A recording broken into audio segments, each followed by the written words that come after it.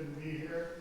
And Mike Gower is also here, and Bethany and I will show you a few examples. So a lot of stuff we're going to try to cover. So again, appreciate it. If you need anything, there's more food out there and water. Jody's been trying to keep up with our lane coffee machine that doesn't want to operate this morning. So anyway, let us know if you want something. Pick up some stuff on the table here as you're leaving, and please ask us any questions or anything like that as we're going through the meeting. So, Bridget Rado with Lilac Lane Media, she has been putting on some talks about cybersecurity, and I will let her start off the meeting. Thank you, Bridget. Appreciate it. Well, good morning. All right, after that breakfast, my sugar high ought to be through the roof, kids, so hang on.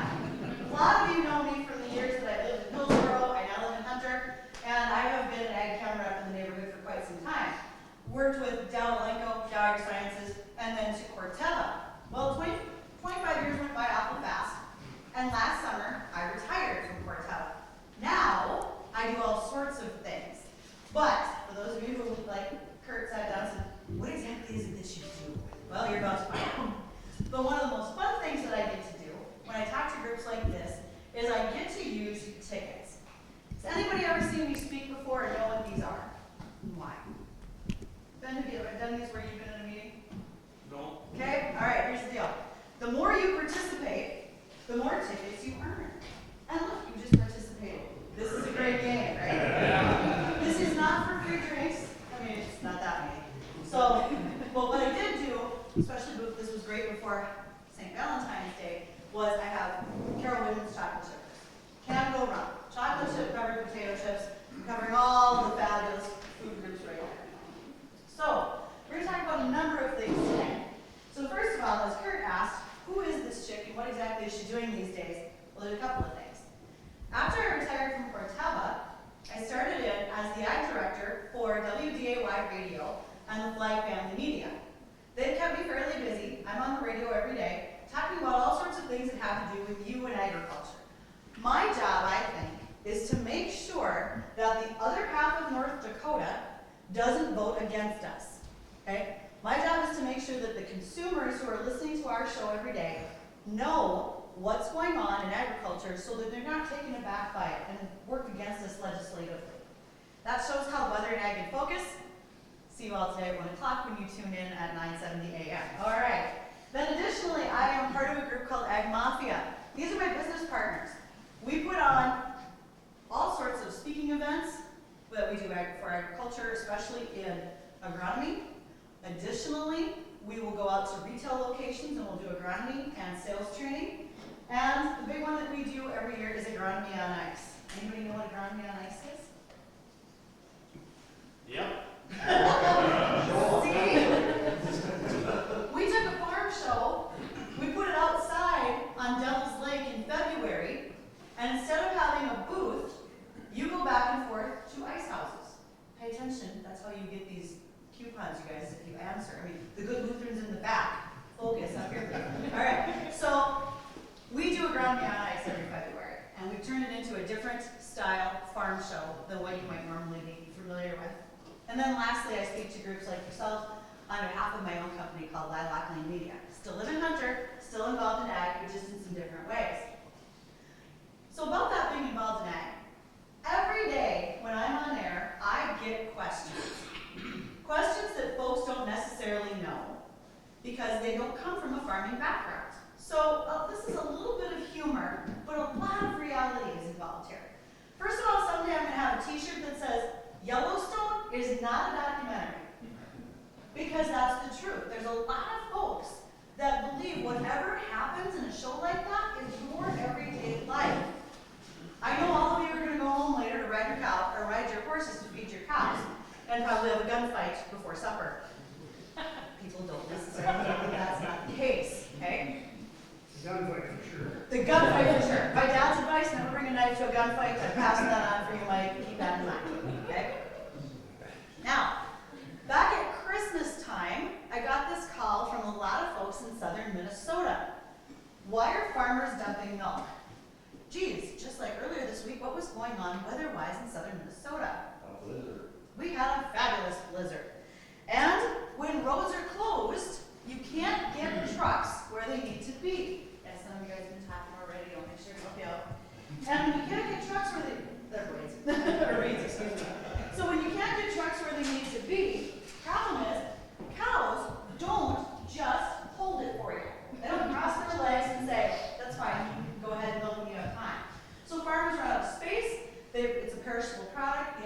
requires that there's only so many hours within milking that you can hold that milk and it had to be dumped. But folks in town don't know that and they're upset because they figure that'll increase their cost of milk. Why are eggs so expensive? Well, they started to come down a little bit. Why are eggs so expensive, folks? What's the first one? Bird flu. Bird flu. Where'd that come from? That was back here somewhere. Bird flu is huge. In 2022, we euthanized the second largest amount of birds that we ever have since we've encountered bird flu. Okay? Huge amount. When you have bird flu on a farm, how long does it take until those birds start laying eggs again? Never the same birds.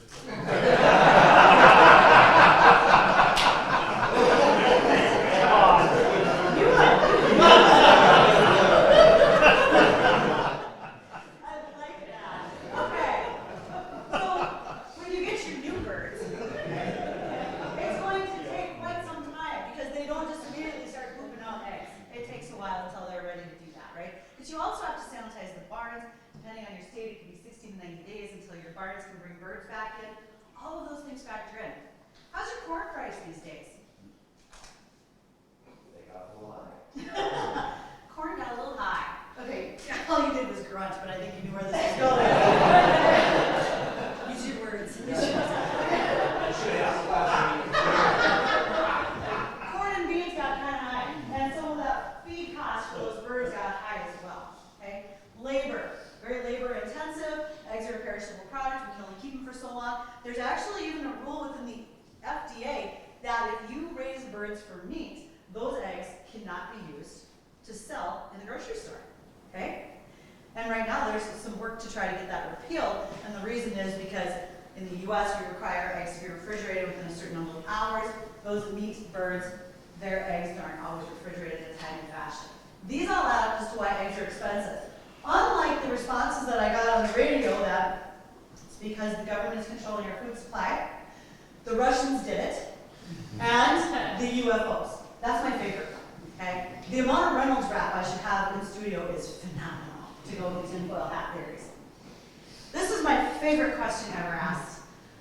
How long does it take for the steaks to grow back after you take them out of the cow? Ma'am, that cow is fully committed. She's in for the long run, okay? Folks just simply don't know. There is truly a belief that you as farmers all will use automated tractors. That actually you're not even in them anymore. You're just letting them drive down the road randomly through autonomy. But the fact that you're not controlling them scares folks because I don't know where they see these driving by themselves tractors. It's not you. I mean, it might be your Netflix, but still. They have great concern about what farmers are actually doing. Why do farmers dump pesticides on their crop? This is the point where we have to remember to put it in everybody's daily terms. 12 ounces right here, okay? Oftentimes that's the same rate of herbicide that you're using on a 1 acre field, which is the size of a football field. If you can help folks visualize it that way, they get lots more comfortable with what you're doing. By the way, also for those of you who are out there trying to kill weeds, thank you for letting me continue to do that. Cool, Ken. This is Ken, it's 5.5 inches tall. This is every weed label that you read, every herbicide label says you need to kill them in the 4 to 6 inch leaf stage versus 4 to 6 inch height. This is the right height. Beer cans, pop cans, that's the right height to control your weeds. Once they get past that, you're going to need to up your rates in your water. A little side note for you. Then, what's the difference between a lamb and a sheep? Well, I said, the answer the lady said was, well, what's the difference? And I said, well, a lamb is a baby sheep. She said, no, that's a goat. No, not quite. Okay, so we had to have a little discussion about the fact that goats and sheep are not the same. Folks just simply don't know. And I can't laugh. Okay, I hear you giggle, there's a lot of rolling your eyes, but we can't laugh. Because the fact remains, someone just simply didn't know. They're not doing it to be spiteful, they just need better information.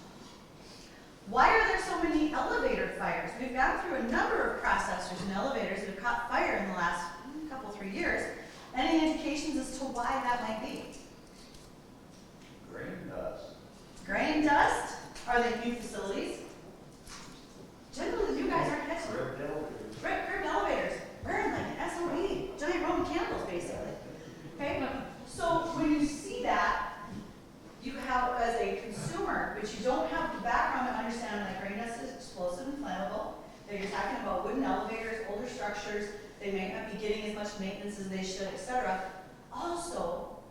the media elevates that view of them. Everybody driving by, taking their TikTok videos, posting them, but without giving any context. Folks don't know what that means. And so when we do those things, folks just assume, and by folks I mean the consumers assume, that what's happening is somehow the government is trying to control our food. They're burning down our processors so that we can't have enough food for this country. Like, or the Russians are doing it, and the aliens, etc. Okay, so those things do happen, or they're brought up. But that's not what we're actually seeing. Okay, so there's some touches to reality here that we want to help people understand. Now, cybersecurity. The White House, some of you will giggle about the administration, I'm not here to argue politics, but the White House as well as the FBI have highlighted since last fall that cybersecurity on farm and within agribusinesses is a #1 priority for national security. Okay? More and more often, there are hackers that are looking to get into your business. And you need to think about your farm as a small business, not just as your farming records just for you. Because what are their entry points? What are things that are happening in your operation every day that can be a factor? Email. If you get attachments, if you trade attachments with your insurance company, your bank, those are being monitored. Folks are watching that, and they see those attachments and think that can be easy pickings for private information. Electronic applications like Venmo, Cash App, even Bushel, but I do know that Bushel works very diligently with a group to try to find those hacking loopholes before the hackers find them. Because Bushel currently has about 45% of the US grain trade moving through their app. And as they move towards wireless payments, paperless transactions, etc., that's going to increase. If you say, I have a top-of-the-line router, well, is it actually designed for your business or for your home? Because there is a difference. And making sure that it's configured and secure is helpful for all of the things that you do on a daily basis. I love it when I pull into somebody's yard and their server doesn't have any protection on it, because then if I need Wi-Fi, I can easily just tap into it, right? But I'm not there for a nefarious reason. Somebody else might be. And we were just talking about it earlier, how if you live at the end of the street and someone's coming to turn around, it may seem like it's not a big deal, unless they're just looking for those open routers and servers to be able to get information. Every time we use the free Wi-Fi access at a hotel or a coffee shop, and I do it too, right? I'm going to National Commodity Classic next week, I was just at National Cattlemen's. Sometimes that's the best way to get your Wi-Fi. But you gotta make sure that you're still using the updated security systems on your laptops, on your devices, so that folks who are also using that system aren't trying to tap into what you do on a regular basis. The antivirus program, we all have them. For me, it's that annoying little pop-up that shows up like every other day and says I need to do something. Who ignores them? Oh yeah. We have to stop ignoring those things, because it actually is there for our benefit, and it's detecting that something could be coming into your laptops. And also, when it comes to our families and employees, do they know not to access sites that can be a little sketchy with your laptops that have, or your computers that have your private information on them? Here's my example. We really didn't ever have personal computers at the time when our kids were growing up, because the kids didn't even in school yet. My husband had one at work, I had one at home for work. Son, probably about an 8th grader, comes to me and says, I've got to look some stuff up for school. Can I use your computer? Sure, no problem. Don't do anything dumb. Thinking that would be enough, a good example, right? Well, later on, I went into my office and I needed to use my own laptop, and I opened up a Google search and I hit P for whatever it was I was about to go find. And it followed the last search that our son had used. And it brought up Pamela Anderson's boobs. Okay. 8th grader. Went and got my husband. He said, do we yell at him? Because this is on my company computer. He goes, I'm not sure if I should yell at him or just be proud of him. So, you gotta make those decisions, right? But I thought I explained that he couldn't go find those things on my company computer, right? Now you have to make sure that you have that discussion, not only with family, but with employees as well. I don't mean for you to actually read all the fine print here, okay? What I want to show you is that this is a great big network that you're involved in. When you think about the green space is just yours, and yes, I like using green. All right, that green space, that's just you. That's your email, that's the websites you go to, your hardware and your servers. But then, for people who use your access points, now that's where they can hook up their Wi-Fi, or the Wi-Fi to their phones, their tablets, their personal computers. Also, when you are traveling and using hotels, airports, and back over here, your business partners, they're all looking at social media, emails, other websites. All of these points touch each other. And when they do that, that brings in the opportunity for more bad to happen in your situation, more potential harm. It's not going to happen every time, but it can. And who's out there looking to get your information? Well, there are hackers, there's no doubt. They're actively looking to find information from you that they can take, whether it's social security numbers, birthdays, driver's license numbers, insurance policy numbers. There can be crime if you have employees who work for you and know all of your background information or your passwords, etc., and then leave. Have you changed the access codes or the passwords? If not, someone can retaliate against you by coming back in as a prior trusted employee. Espionage, terrorism, warfare, nobody has to worry about those things for the most part, but they are actually out there and starting to look at agriculture as an area in which they can extract more dollars. Because they're finding out that by using cryptojacking, using ransomware, malware, phishing, that's how they're finding our information and shutting down some of our systems. See, cyber attacks, they may start out as inadvertent, and then they will go to being a little bit more deliberate. And if you take inaction, that cycle will continue to repeat themselves. So, kind of an example. Has anybody ever had this where you've been looking at your bank statements and you see that charge for 80 cents? Not really sure what that's for. I'll let it go. The next time it's $3. Also, it's just $3. Fine, I'll let that go. The next time it's 75. And that continues to escalate because someone figured out that you weren't paying attention, and they're going to do their best to continue to push that limit to see what they can get from you for dollars. Those are the ones that become more deliberate. The one I really want to focus on, though, is called ransomware. Ransomware sounds just like it would be. This is where someone is going to take your information and withhold it in order for them to get benefit from it. How's it used against you? Being able to come in through your machine, through your laptop, and I know I use laptop a lot, that's what most of us probably have as well as desktops. They're able to come in through that. They're able to encrypt your information. How many people do backups on a regular basis, by the way, of their laptops or their phones? You know what, there's not a lot of hands in the air. There might be later today. When you are doing those backups, you're saving your information where someone else can't get to it. But if that ransomware, they're coming in, stealing your information, encrypting it, you can no longer break into that information. You can't get it back. The threat that someone with ransomware will tell you is, now you're going to pay me to give you your information back. And you might say, don't worry, I don't need it, I've already got my backup, etc. But then the ransomware will tell you, that's fine. You know what I'm going to do? I'm just going to go sell it on the black web. I'm going to make money off of it, and now I'm sharing everything I can about you elsewhere to be used. That's what ransomware is currently doing. It's going to download. You may accidentally click on it. It's an attachment that downloads, and it looks like a phishing email. That ransomware gets installed, and you receive that message that demands the ransom. What you're finding is that your antivirus can help you protect against that, help you so that you don't actually get that encryption happening with your information.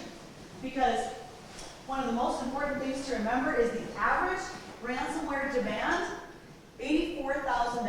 That's what it's going to cost to get your information back. Okay? I'm sure all of you have an extra $84,000 even before that corn market went down. When you have that demand, on average for small and mid-sized businesses, even after recovering their information, they've gone out of business within 6 months. Okay? So the fear is there. No one wants my information, right? I work in ag, it's not a big deal, nobody actually cares. Well, this was on February 6th, just this past month. The Commodities Future and Trading Commission, their report was unavailable because a third-party financial data firm could not give them their information because a ransom was placed on it. They knew it was going to take days to fix their situation. That's one. Major food suppliers. I can think of at least 3 large ag co-ops, we're talking major elevators, that have had their systems hacked within the last year. They were unable to do simple things like probe the trucks when they came in, scale tickets, pay you back when it's time, right? None of those things could be done within their systems because they've been attacked. How many of you were on board for a local co-op, church, school, all of those? These are now also high priorities in rural areas for ransomware attacks. Okay? Because just so you think that we're probably okay in our little bitty world, not so much anymore. Dole, major producer of fruit, especially pineapples. We're all familiar with Dole pineapples. This was just in the last 10 days. Their information was hacked. They were held for ransom. They were unable to ship, transport, especially because they do all of their, this was coming off the islands in Hawaii. They weren't able to ship any of their products. Okay? They weren't able to buy as well. They can't buy any inputs when this happened. Dole says the scope of the incident was limited. We hope so. I mean, it's not that we can't all live without a little pineapple, but that just shows you the targeted attacks that are happening in a variety of places. I'm sure no one wants my information, right? Nobody wants my stuff. I don't have anything that's that important, but you do. And do you have the extra $84,000 on average to get it back? That's what folks are looking for. Schools, healthcare systems, critical infrastructure, major cities where you do automatic water payments, where you have automatic garbage payments, etc. Those types of infrastructures are getting hacked. How many times have you seen the funny meme about the stoplights that got all out of sync, right, because somebody hacked into them? That was just cute. Sometimes it's malicious. And with farmers, you have to think about what could be swiped in your information. I have a farmer friend. He's great. We do a lot of things together. Up until about 2 years ago, his favorite place to carry all of his farm records was right here on his flash drive, in his pocket. Maybe not your best security system, right? Think about doing external backups with your information. Because, as I said, 6 months, you could potentially go out of business. But the downtime, the loss of information is huge. I talked about your office computers and equipment. Where's that other place where you have so much data? Your phone is one. How about your tractors? How about your yield information? All of that is at risk as well. And that's one of the areas in which the FBI was most concerned, is about farmer data. Okay, farms and agribusinesses. The FBI came out with that warning last September. They wanted all of us in agriculture to be aware, not just as agribusiness, but as farms, that any one of our bits of information could be at risk, and that we need to pay attention to it. So how are you going to do that? By the end of today, you're all going home to back up your computers, right? Backing up your computers, backing up your phones, get those external hard drives. You're going to be a hell of a run on them up at Office Depot and Grandworks today, right? Then, keep your operating systems up to date. I've ignored those pop-ups on my screen that say I'm supposed to do a better job. We all have to do that with our antivirus, okay? That's what it's there for. For heaven's sakes, we're paying for it, right? Why wouldn't you use that information? Use a crop consultant and take his advice. Why don't you do the same thing with your antivirus? Choose your password. There should be unique. On average, how many passwords do you think each one of us has for various websites? 60. 3 is probably more like it. The reality is all of us need a unique combination. And the average is about 60. All of us have about 60 different places that we need to go find our passwords and our unique user IDs. There is a way to help you remember that. First of all, most of us have them written down somewhere. You know that little book you're not supposed to have about that? I mean, if somebody breaks into my house, who cares about the cash? All they gotta do is take that little book. And they've got the keys to the kingdom then. But the reality is, there's other things out there, like password blockers, where you can actually enter one unique password that stores all of your passwords for you, and then every time it logs in, it generates a unique password to help keep people from getting your information. So consider using some of those things. Be smart with your social media. when you're clicking on pop-ups and links and the ads on Instagram, because my God, those little suckers work, that's how I got my business card. Make sure that you also know what you're clicking on. Be aware that you don't always have to accept every cookie for everything that you follow. And don't give out your personal information. You think that would be easy, right? How often have you been in a setting where you're in a public situation and you get a call, they say, oh, I need to charge this, I'm calling to pay for the work on my pickup. Can you give me your credit card number so I can charge it? How many people are listening to what you had to say? Oh, don't worry, I'll just text it to you. Can that be intercepted? It's all possible. Keep those things in mind. And then checking those bank and credit card statements, because those little incremental charges could turn out to be something much larger. Someone's getting access to your accounts. Who's working on your side for that? Well, here in North Dakota, our governor has a little bit of background in computer science, and he has deemed it that North Dakota will be one of the most cyber secure states, especially with their state government. And so that's something that happens on a very regular basis within the state, is trying to make sure that we keep out all the hackers. Also in South Dakota, and boy, as much as I hate to give all that any credit to South Dakota, I will. Dakota State University actually has a cybersecurity major and department, and they have something called the Deep Red Lab. They literally work with farm and other agribusinesses, as well as major businesses like Avera, healthcare. Their students are trying to break their system. They're trying to hack into it. So they're working with companies like Raven, planting, to try to keep your information safe on your equipment. So there is work that is being done. But should you be investigating fail-safes for your operation? Yes. Never let something go unnoticed, and always look for the extra layer of protection that you can use. The last thing I want to talk about, okay, first of all, let me stop right here. What questions do you have? Let's talk for a while. Okay, I saw a lot of notes, be backing up my equipment later, I'll be making sure I do all the updates on my software. This is one thing that I spoke about when I went to National Accounting Association back in the beginning of February. We see it in each other, we see it in our customers, we see it in our coworkers, and in our neighbors. The stress that happens with farming. We know that compared to our urban counterparts, we are about double the depression and suicide rates that happen anywhere else. We also know that between 20 and 2020, for that 20-year span, suicide rates increased by 46%. We've seen a lot of change.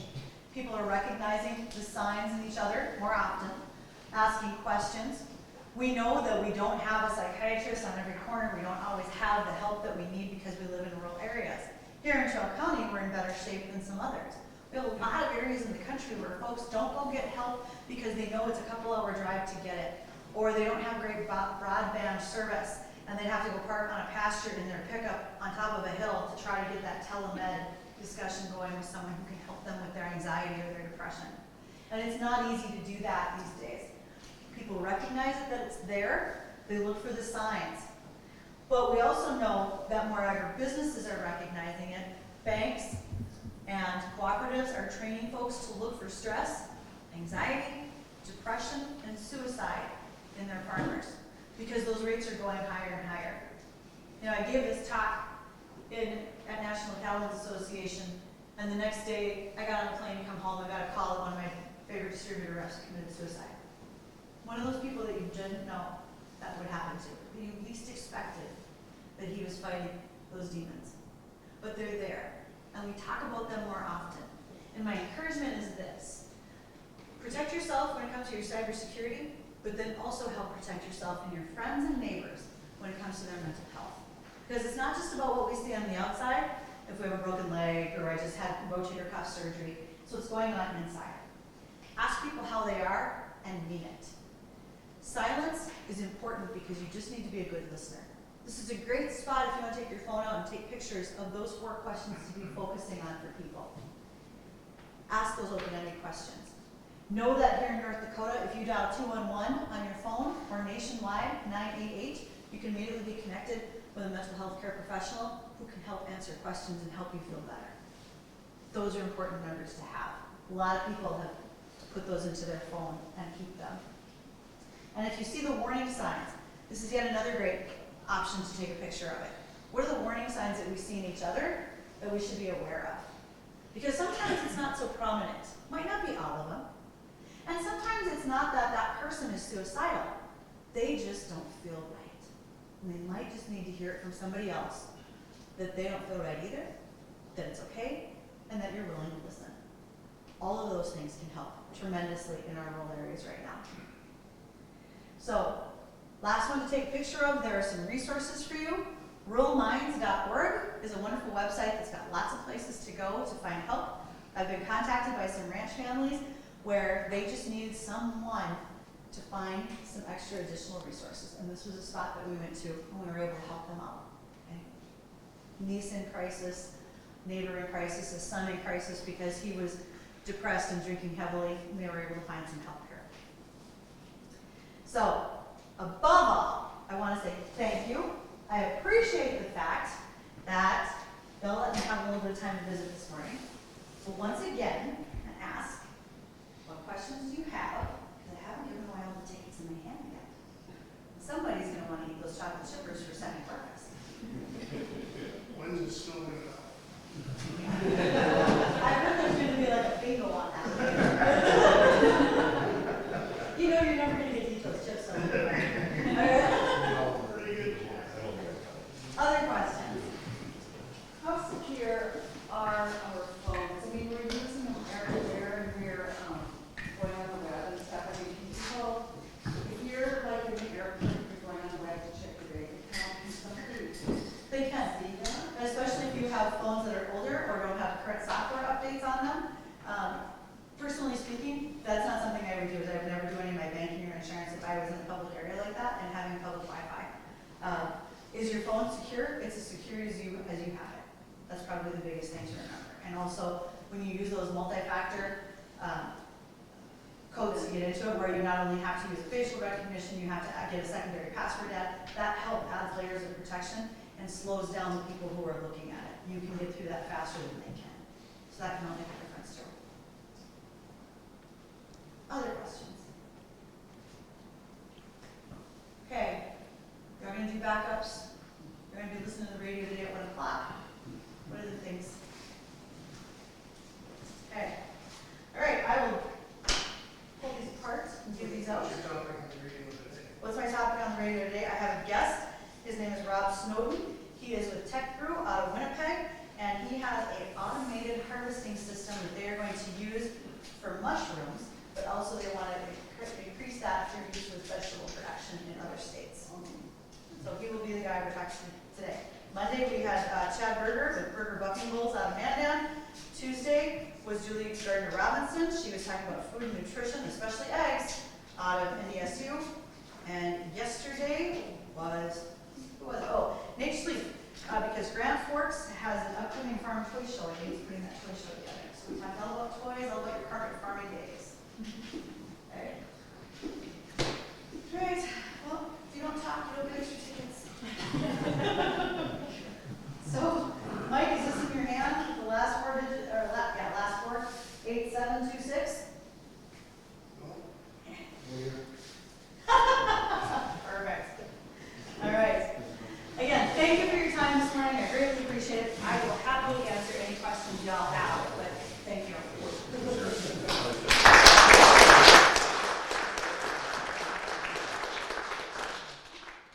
Thank you, Bridget. That was wonderful. Maybe Tim will share those.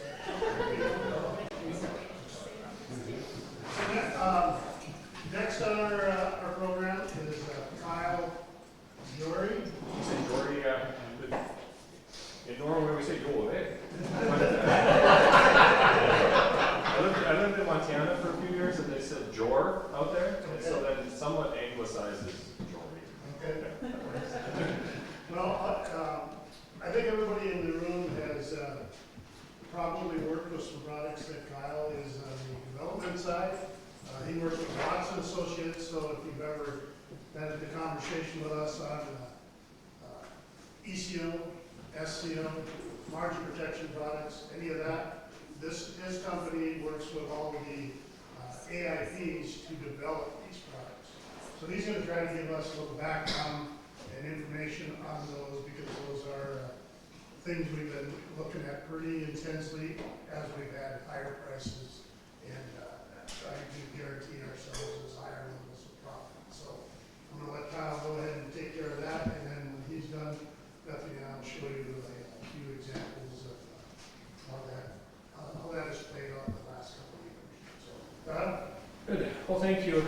I live just across the river outside Thief River, and I have a little farm in East Polk County. Before I moved back up here and was working for Watts, I was a math professor in southern Minnesota.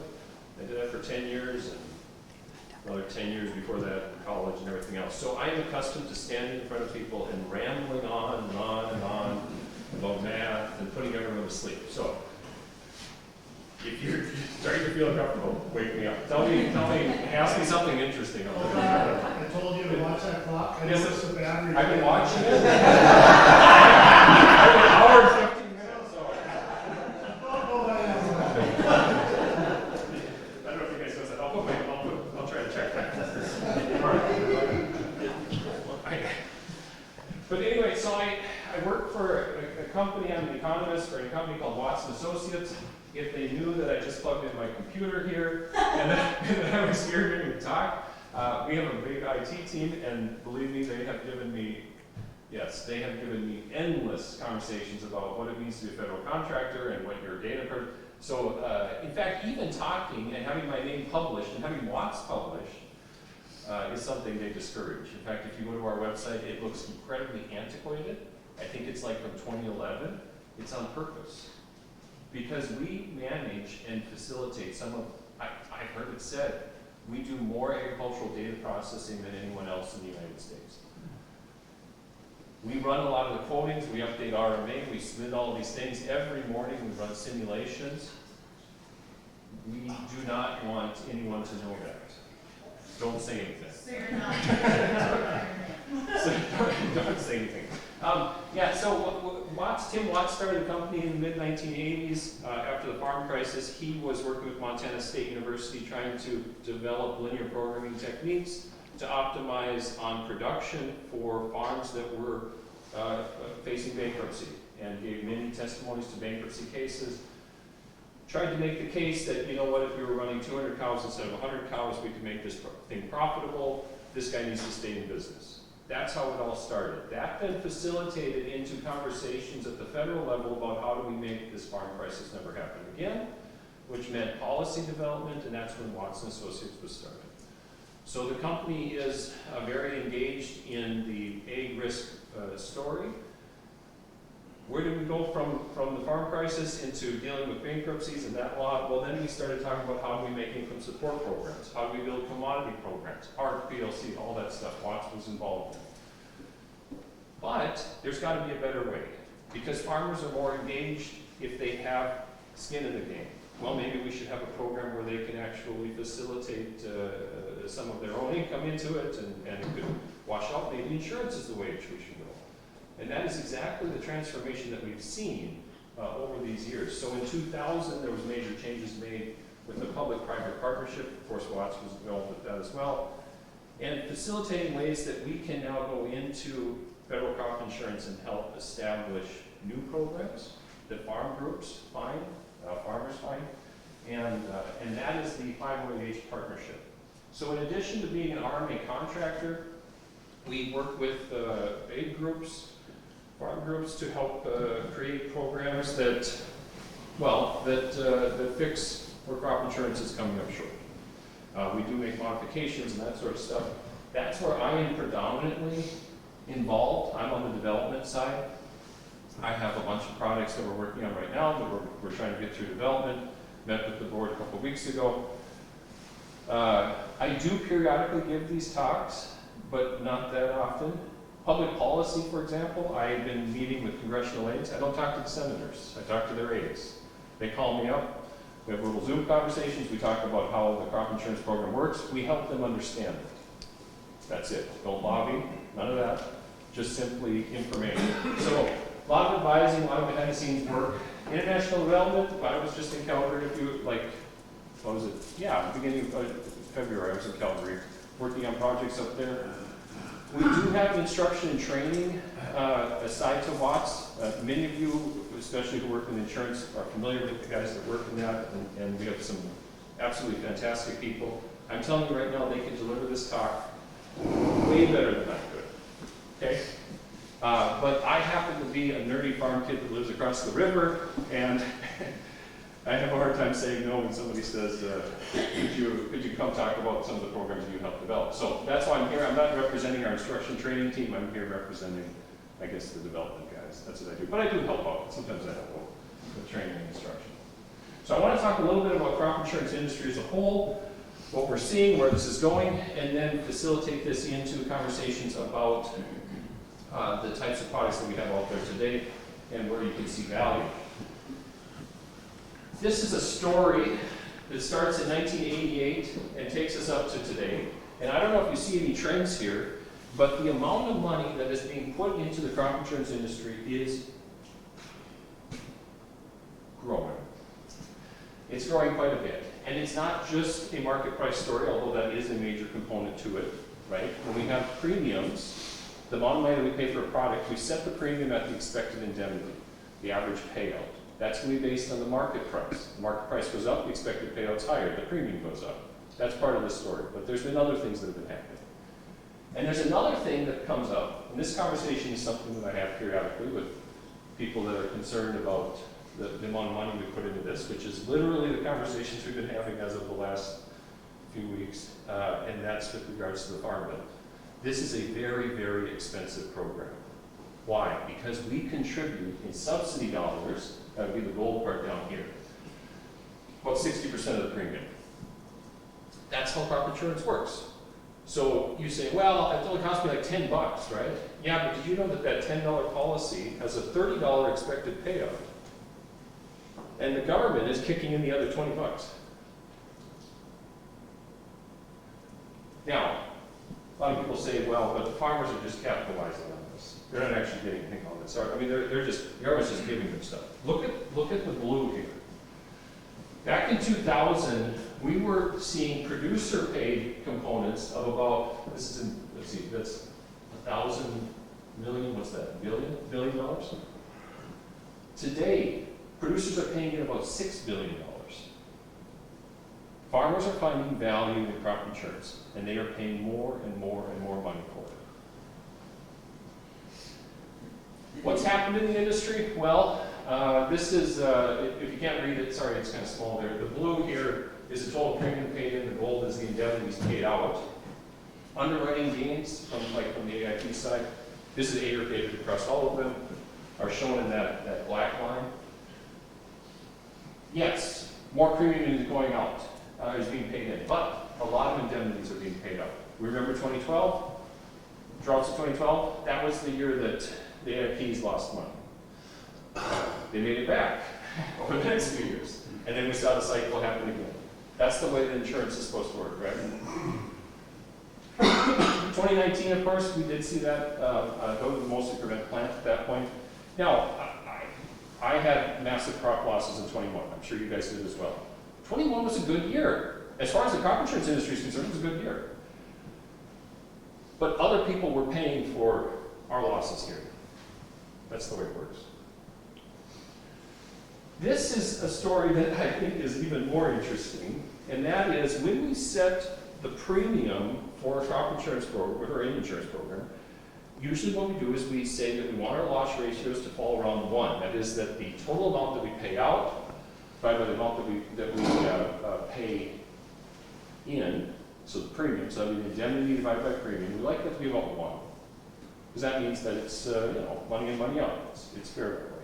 We call this a loss ratio. Now in reality, that's not the truth. It isn't 1. It's actually like what we do when we develop this, we set it to 1, and then we divide it by 0.88, and we do what's called premium loading. And that was a congressional directive. They said they had to do it because RMA, they didn't want RMA to accidentally go too high, so they padded it down. But anyway, so technically it's about 0.88. If you look, loss ratios historically have been under 1.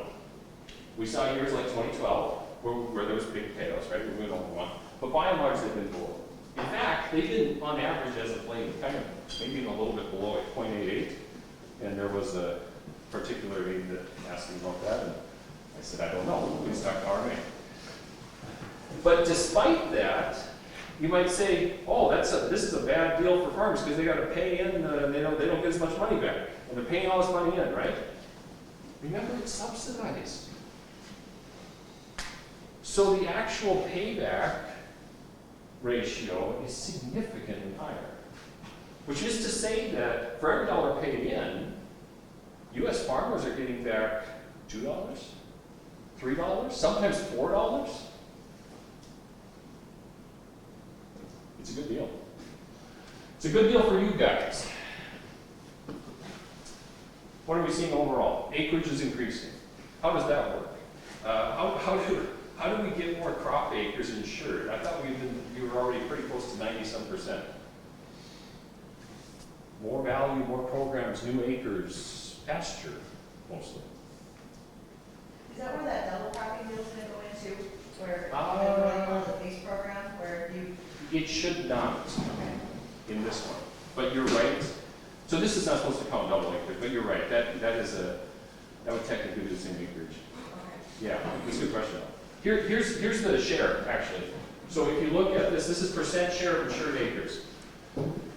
What acreage is being covered by crop insurance right now? The big blue, brown thing, it says 43%, if you can't read it, up above, it says pasture, rangeland, forage. Your acreage, predominantly, and think about it, the West, right? That program has really taken off, and that's where your acreage is. But what is actually paying for the crop insurance program? Where's the premium going? Corn, beans. Okay? So it's a different story when we talk premium than when we talk acreage. But either way, we're seeing tremendous growth in both places, obviously. Here's another picture of it. What's happened? Well, in large part, this is a technology story, but there is been a lot of increasing interest in pasture rangeland forage, and that's where we've seen it. By and large, the acreage that we've seen within corn, soybeans, wheat has been consistent.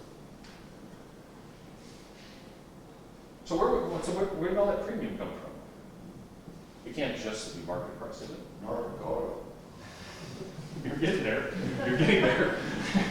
Okay, I'm gonna come to North Dakota. One of the things that Watts does is we have developed a number of programs in relation to needs of AIPs and farm groups and other people that have said, you know what, we see a need for something, can we work on this? One of those things was margin protection. Margin protection was introduced in 2015. My boss, President Watts, Alex, wrote the program along with Art Barnaby, who also wrote RP.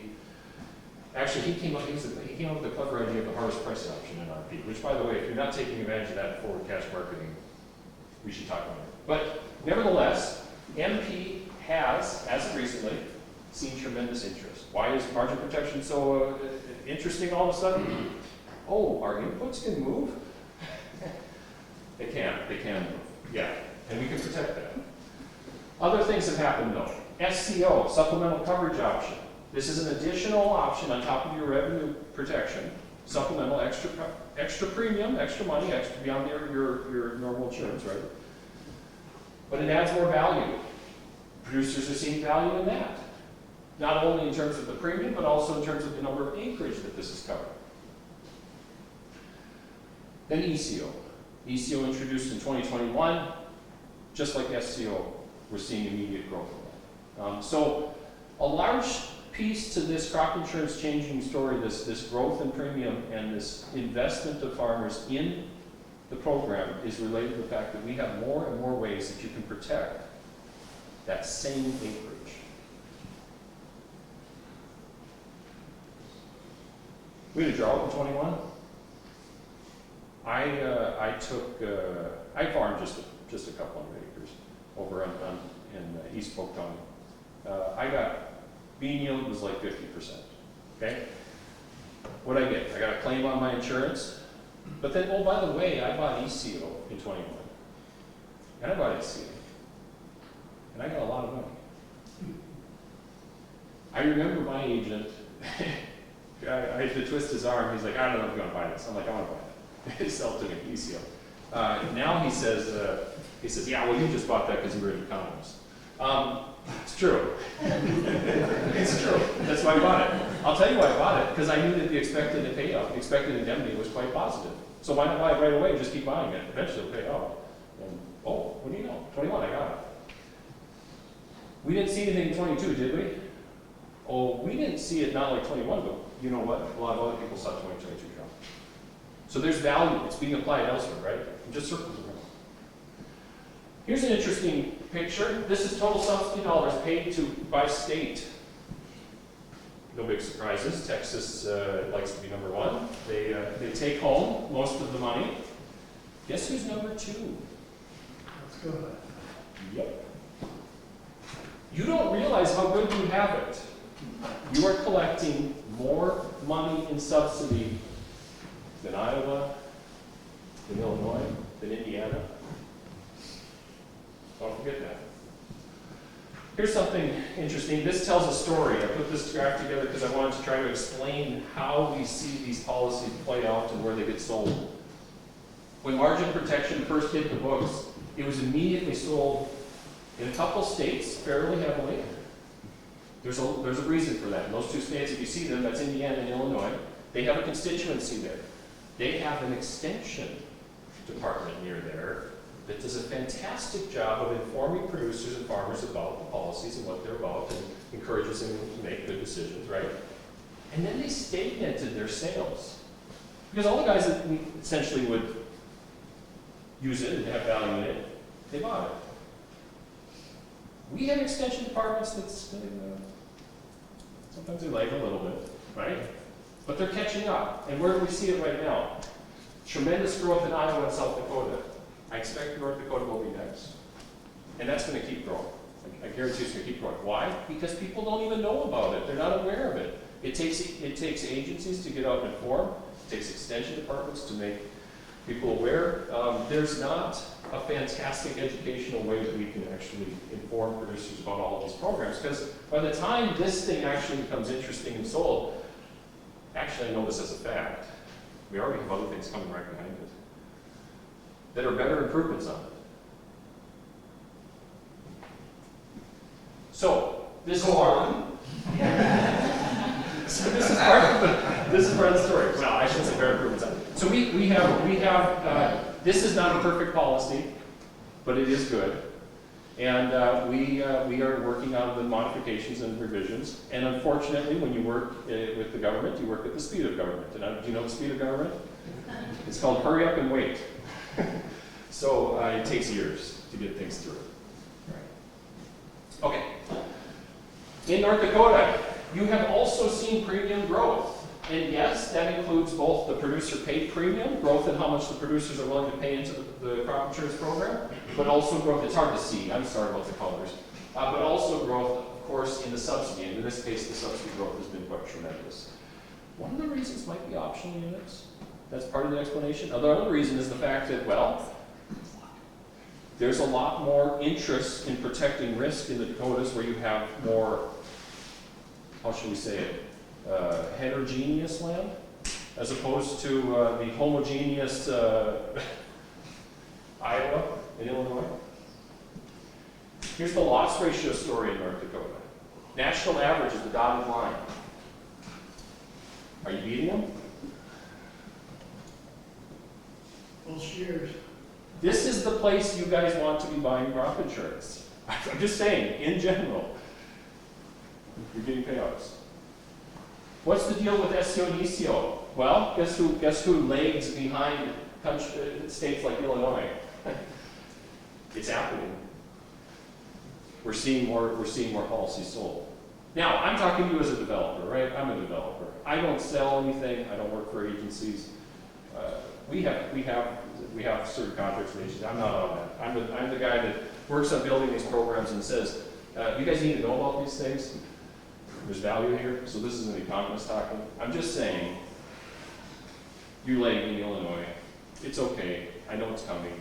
You'll eventually catch up. You'll probably outpace them. They've already told me they see limited value in some of these policies for their producers for various reasons. It's a different story when you talk about the Dakotas, Nebraska, Kansas. I was trying to think about how to introduce SEO and ECO, and I, instead of just going through, which normally I do, and I do have it on here, but maybe I'm out of time. Instead of going through a long to-do where I just show slides of words, I thought, you know, a nice way to talk about some of these coverage options is align something that you should all be somewhat familiar with, and that is this emergency relief plan that was put out. I'm talking about phase 1. Phase 2 now, which is obviously in the works, is an interesting thing. ERP phase 1 was interesting. Did you get Dana? I got one. Actually, I didn't get one. No, I did get it. I did get something. 21. If you have a qualifying loss and you're in a D2, D3 drought county, you could qualify for emergency relief plan payment, which was WIP plus appropriated funds, WIP plus being Wildlife Hurricane Indemnity Program, which has somewhere in there the word drought, which then someone at FSA said, hey, you know what, there's drought over here in this money. Maybe we can do something with this money over here. Maybe we can help some people with that, right? They came up with this off of that. And unfortunately, they didn't really consult the insurance industry. In fact, I haven't found anyone they consulted. But I'll tell you what they did with it. They said to themselves, you know what, farmers, they buy these revenue protection plans. They buy them at stuff like 75%. Well, WIP Plus allows us to go up to 95% of expected. So let's do this. Let's go up to 95% expected. Oh, sorry, let me say this. If a farmer was in a D2, D3 drought and they got an actual production that fell within their insurance plan. So in other words, they triggered an indemnity. They got some money out from their insurance. Why don't we do this? Why don't we use WIP Plus to make up the difference? In 2019, did anybody get the sugar beef? I mean, when we had our beefs frozen in, did you get WIP Plus money? Somebody did. There's got to be, yeah. Same story. It's the exact same thing. But what they did was they said, RMA has this fantastic data set. Let's just use that. So they grabbed the data set and they said, we can do it really simply. We'll just look and see wherever someone got an insurance indemnity. And then what we'll do is we'll just take that difference up to 95% and we'll pay out 75% of it. It's a clever idea. It was just, I don't know where they ever came up with it. It was just so slick, right? Anybody know where they came up with it? I don't know. I actually don't know. Here was the dilemma that we ran into. In the 2014 Farm Bill, they were trying to come up with a way so that if farmers had drought, then they had like these massive losses, that they could have some protection on you know, like an area basis. And if only they could make a program like within the insurance, within RMA. So they put together a program back then called SCO, Supplemental Coverage Option, for that very purpose. And then the AIPs, like NAU, said, you know what, we would really like it if we could just take this all the way up to 95% because we see that there's a lot of value in that. And so we came up with this idea in the insurance industry. Hey, let's take RP and SCO and ECO, we'll just add them together and we'll be able to get ourselves all the way up to 95%.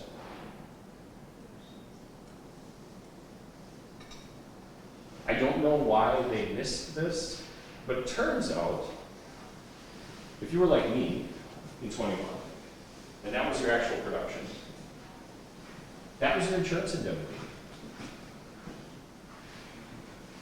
It's already covered. So SEO and ECO does exactly what ERP does, except you get all of it. By the way, there's a little sidebar to that. ERP was free money. SEO and ECO you have to pay for.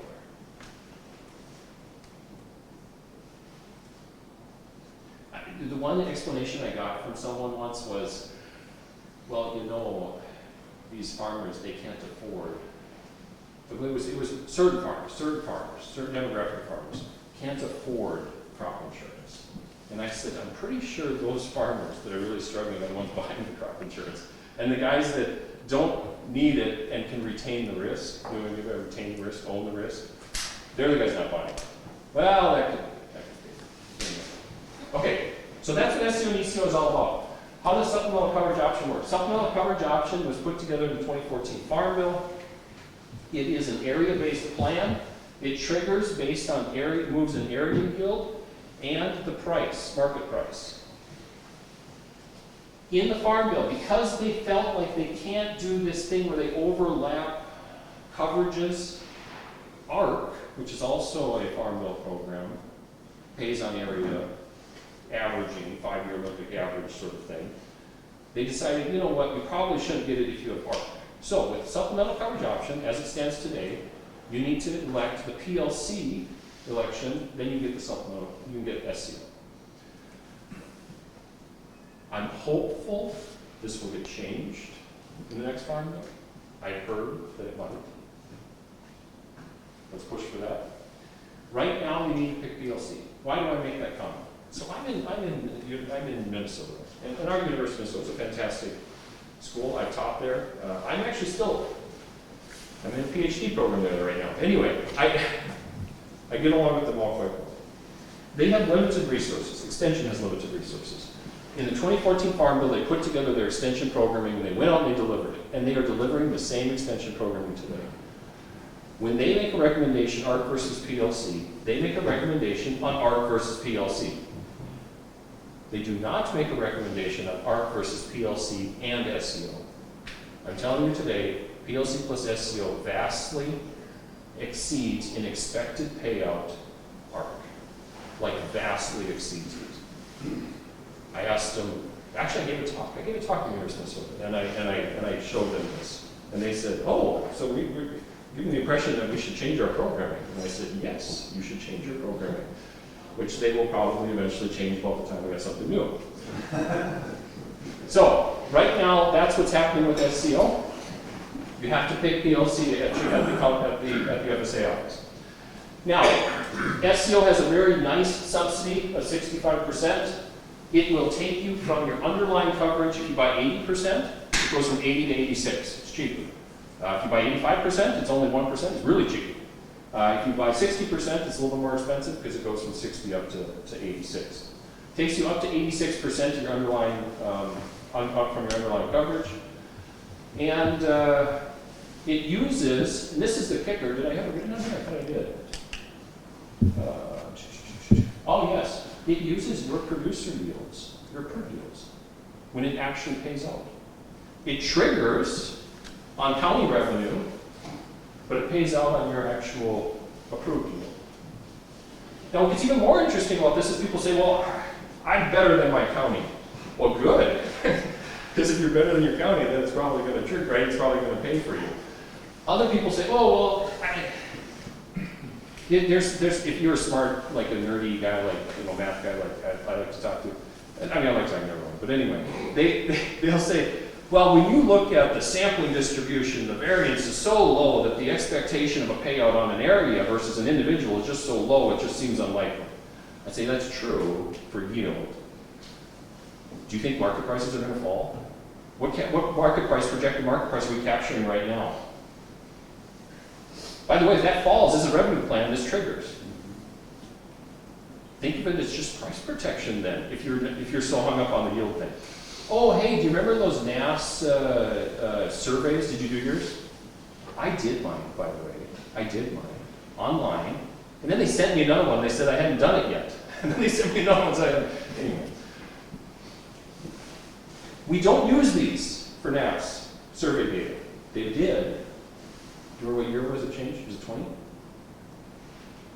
This is using actual historic RMA county yield average data. This is legitimate stuff. This is audited. This is, yes, it's the real deal. Okay, so you can have an SCO indemnity, but no individual indemnity. It's possible. Your area triggers, but your individual does not. You can trigger both of them. You can trigger neither of them. And you can, of course, have an individual indemnity, but no SCO payment. It could go anywhere. How does it work? I won't bore you with this too much. Yeah, I won't. Okay. I'll skim through this pretty quick. Basically, you take your individual approved yield and your expected county yield and your market price and your underlying coverage limit let's see, what other data do we need? Oh, and our expectation, and what actual yield is. And you find your coverage level. So for example, if I had a 75% plan, I would have 11% of my expected revenue covered by SCO. If my approved yield was 42 bushels, even though my county expected yield might be 40, I'm going to use my 42 bushels to come up with my actual amount of insurance. That's why I say you get more insurance out of this if you have a higher approved yield in your county. $65 on average, yeah. So in this case, if you're 42, we'd be looking at 65 bucks. Then we look at our harvest price and our final area yield, county yield. We find the revenue off of that. We divide it into the expected revenue, and we come up with what we call we come up with a percentage of that off of 86%, and divide that by the total percentage that we can get, and we use the term payment factor. And this has confused endless people. So ask me about it later if you want me to really talk it through. But the payment factor then is what's applied to the actual total amount, which is $65, and that's what gives us our payment. If you meet your full payment factor, you only get like 100%, then obviously you get the full amount of insurance. And when we built ECO, we just made a better mousetrap. I don't know. We just did the exact same thing. ECO uses the same payment factor, uses the same approach, but it has one major difference. ECO takes you from 86% all the way up to 95%. So now you can get all the way from 86 up to 95%. Works exactly the same way mechanically. However, there are no requirements with ECO that you have to make a farm bill election. You could have PLC, you could have ARC. Why? Because we developed it privately. We didn't use the farm bill program. And the board just said, yeah, that sounds good. One caveat to that is that we did not get as high a subsidy rate on ECO. It was 44% was our subsidy. I said right there, it's 44%, not 65%. Partly because that's a higher coverage amount, and so it seemed like that's what we were given at the time. It may get changed at this point, but right now ECO looks a little bit more expensive because you have to pay more. Same story as before. You can get an ECO payment and no individual indemnity. You get individual indemnity and no ECO payment. You can get both. You can get neither. You can work independently. If you're getting an SCO payment, though, you'll get all of your ECO because it's going to go all the way down. That's the one caveat. So if you're buying SCO, you're protecting the lower level. You're buying it; it's cheap. ECO is going to pay out first. Oh, and by the way, when ARC pays out for you, they'll both be paying. They'll both. Okay. So that's how an enhanced coverage option works. The only difference is that enhanced coverage option, you have two choices. You can buy up to 90 or 95%. If you buy up to 95%, your total amount is 9% that you're covered. So obviously we get our amount of insurance to be slightly less than that other example where we're at 11%, 53. We apply the same principle idea, dividing out to come up with a percentage, which we then divide by 9% to give us a payment factor, which if multiplied by the amount of insurance will give us our indemnity size, the amount of indemnity. When we talk about ECO, we're in this range close to expected indemnity where we are actually getting. Oh, I'm supposed to be meeting. Sorry. Ignore that. It's a good reminder. We get into this expected indemnity range where you have a very likely chance of a payout. I mean, the product's expensive, but it's expensive because there's a pretty good chance it's going to pay. That's one of the biggest reasons. It's also expensive because the subsidy rate is not as high as SCO. It would be horribly expensive if we were doing this on an individual, by the way. It's way cheaper doing it heritage than it is on the individual. So what can we do with this? Well, we can stack. That's what we can do. And I put this example together just to kind of illustrate. This is Trail County example. I used, what did I use? Individual yield at 44 bushel, actual yield around 38. The county area yield here is 40.5, and I assumed, let's say we had an actual, like, maybe it's like a 21 type environment. Let's say we had 30 on our county yield. I put in a cost reduction just to show you an idea of how we can use this. 525 is the cost reduction. And I set the harvest and projected price at the same number. So if you want to think about this as the county yield stays the same, but these prices move, we can do that. Here's what I want you to see. If you looked at this just simply with RP, you won't necessarily cover all of your cost of production. That little red area up there is what you're missing. If you fix the cost of production, you try to buy that. The idea being is, if you want to retain a little bit of this risk, you could do that, but you know what? You can protect a lot of it with either SCO or ECO. And if you really want to go all out, buy them both. And then you say, oh, that's so much money. Then it's going to cost me more money, right? Yeah, well, that's what the little slightly green thing is at the top. It got more expensive, but guess what? You definitely covered it at that point. So think about this from the standpoint of, am I protecting the risks that I need? What should I be doing? That's it. So, just as another example, do we really want to be buying more policies than just one? I don't know, maybe. Here's a 75% RP policy with an approved yield of 44. Last I did this, actually, I think it was for the other meeting before it got canceled, so this has changed a little bit. Our producer premium was around $7. Premium subsidy was 28, by the way. Total premium is 35 for that same RP policy. SCO was pretty cheap, just under $5 for the producer paid premium, and ECO was quite expensive, $13. But you know what? You get all three of them, about $25. And you know why that's value? Because the expected indemnity is actually 73. So when I talk about the amount of money that farmers are able to extract out of the program, right, in terms of that payback ratio, is about right. Now you're not going to get every. Don't let any agent ever tell you, look, you could get this. It's like no. It's not, you know what I'm talking about, right? You get nothing. You get a big check. That's how we average these things out. But am I getting the protection that I need? That's the big question. So with that, I don't know if we have questions. Time for questions. This is my contact information. Like I said, we're a Billings-based company. I work out of my home in Big River. Nearby, I usually travel. We bought a place by the airport there because I'm running around. But otherwise, I don't know. I like getting out. So somebody asked me, they said, do you want to run over here? I said, I can do this. Yeah. It's nice to come over and talk to people. So, did you guys have questions? I know I just rambled on. And it was not, you were so engaged. I was like, that's what I do. You're the big brand in the PhD program. I'm the PhD program. I've been in 2 PhD programs. I've been in 3. I don't know. You know what I do for PhD programs? I go in them to meet the faculty and learn everything.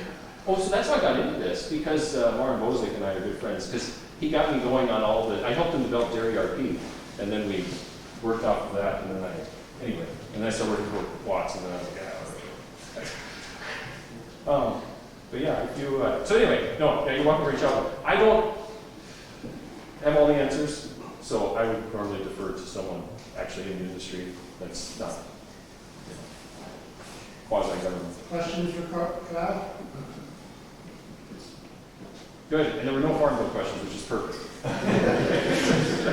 don't want to talk about that. When we get another farm bill, I know. Well, you will, but it doesn't, you want to. yeah. I think it's going to be thin. It's going to go this year, but it'll be thin. Yeah, which means that they won't change much. Which means, by the way, and I don't know if you guys have any people that you talk to, the commodity program is very expensive, right? The RPLC program. Commodity groups spend a lot of time fighting for reference prices. Are you seeing value in your commodity titles, or are you seeing value in your crop insurance?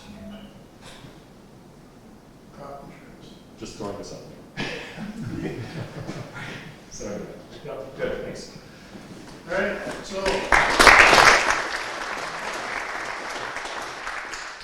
All right, real quickly, and then we'll take a break while we set up for Rich. But Bethany and I are going to show you a couple of real world examples and of what's been going on. We started selling a lot of the SCO and ECO in 21 for a good reason. 21, you remember that spring, it was dry. We didn't have any rain in the fall. 20, we didn't have any, it was an open winter, and the risk of yield loss was pretty high going into the spring. So the prices were good, yield risk was there. it made a lot of sense to get more coverage. And how did we get to 95%? So, this is, which one do we got here? This is Trail County Corn, this one's using the NAS data. So we have several examples where we've taken, NAS data was released on the primary corn, soybeans, and wheat last week. But we've also created examples where we've taken 5% of the expected county yield off of that, and as well as 10%. So where do you want to start, Mike? Okay, this is 22. This is 2022. Okay, so we'll start with this, but just for a reference, in 21, those ECO and SCO paid out huge. They really did. And then we kind of transitioned then, what else is out there? Because margin protection was available for corn, soybeans, and wheat, and our expenses, our fertilizers and everything else went through the roof, so we needed something to cover that. So we're using a combination of those two. This is a margin protection example for 22 that we're just about done with. We gotta get the yields in June yet. The RMA yields that Kyle talked about. NAS came out with 172 bushel yield. Our expected county yield was 161. So 11 bushels over normal. And the price went from, what was the price? $1 something higher, wasn't it? Yeah, it was $5.06 in the fall of 2021, because then that's when we take out those margin protection policies, is in September for the following crop year. So the margin protection price was $5.06, and the harvest price in 2022 was $6.86. Okay, so we had 11 bushel increase in yield. We had a $1.80 increase in price, both great for you guys, but you had a 24% increase in your input costs on this. So your margin protection policy covers if your margin decreases. Can you imagine two things that went great for us? The indemnity, it didn't pay an indemnity, but was within $40 of paying an indemnity, even after you got better than expected yields, $1.80 more in price, but your inputs can go that far against you. So, didn't pay, but we had the best year we've ever had in agriculture because we had yield and price, and that's what we want anyway. We don't need our insurance to pay if we got everything else going for it. So, along comes this year, we sold some margin protection in the fall. Fertilizer prices were high. Fertilizer prices and the input costs have actually decreased some this winter. So that will come into play in April when we actually set the harvest prices there. Do you have one on wheat, or what's the next one you got there? You want with the NAS data, or? NAS data and wheat. Sweet Trail County wheat. NAS come out with a yield, and this is the difference between NAS and the actual RMA yield that we use. NAS said the yield on wheat in Trail County averaged 59.40. Expected was 70.9. Your inputs went against you on this policy in 22, 34%. And the price changed about $1. You got about $1 higher price of the wheat. This appears, if those numbers are true, what NAS is saying, if that actually turns out to be the RMA yield, this policy will pay $148 an acre on wheat in Trail County. We don't know that last tidbit, the yield, until June, but that's on the numbers. So I think we underestimate how much of an impact those inputs going against you has on your margin. So pretty good examples of how that policy works. So we have all of those things in the air, and You said we're still not finalizing all of the fertilizer inputs until April of this year. April Or 1st is that for this year's policy? for the 2023 crop. We will, April 1st. This is 2022 that you're This is talking 22. April 1st, April 30th, it will be the final harvest prices for the inputs on our 23 market protection policy. Correct?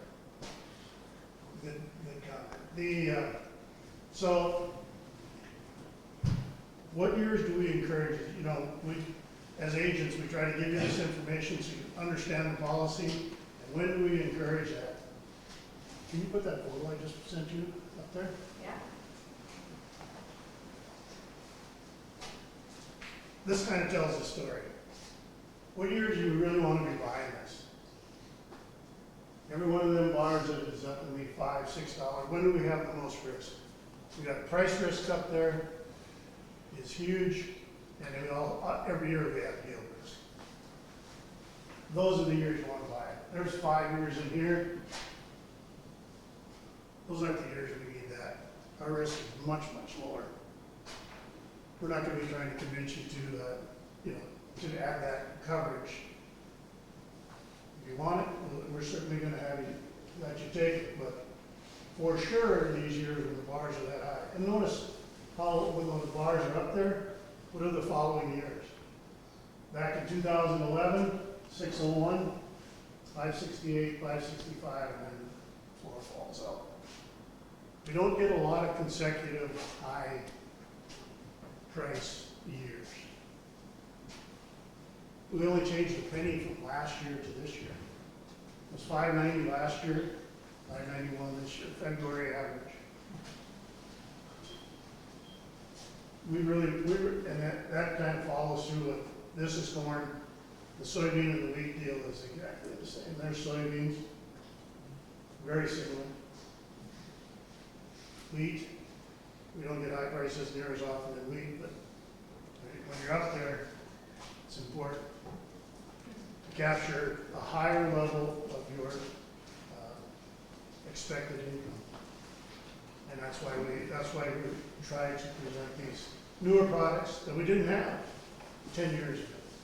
So, any questions on the real numbers? Bethany's got more examples. Different counties. I know some of you are probably from margin protection. You can't buy it on corn in Steele County. Kyle's got to fix that for us for some reason. We've asked for it for 2 years. So, yeah, we need it to come. That's right. But where we have it available, you got to take a look at it. If we can't get margin protection, the SCO, ECO covers price and yield. It's nice to throw in that the input side of it because it is a huge deal. You guys are all, you all know how that impacts your bottom line. So, okay, how do we? Any other comments, Beth? Anybody have any Anybody? questions? And if you have questions or want to see examples on the SCO, ECO margin protection, how it paid out, how it could potentially pay out in 2022, or what is it looking like setting up for 2023, just let us know. We can run these examples for you, and you can give us the numbers, so you've got those numbers in your head. The other thing that I would just mention, and the difference with that projected price from margin protection to SCO and ECO, margin protection, that projected price was set last fall.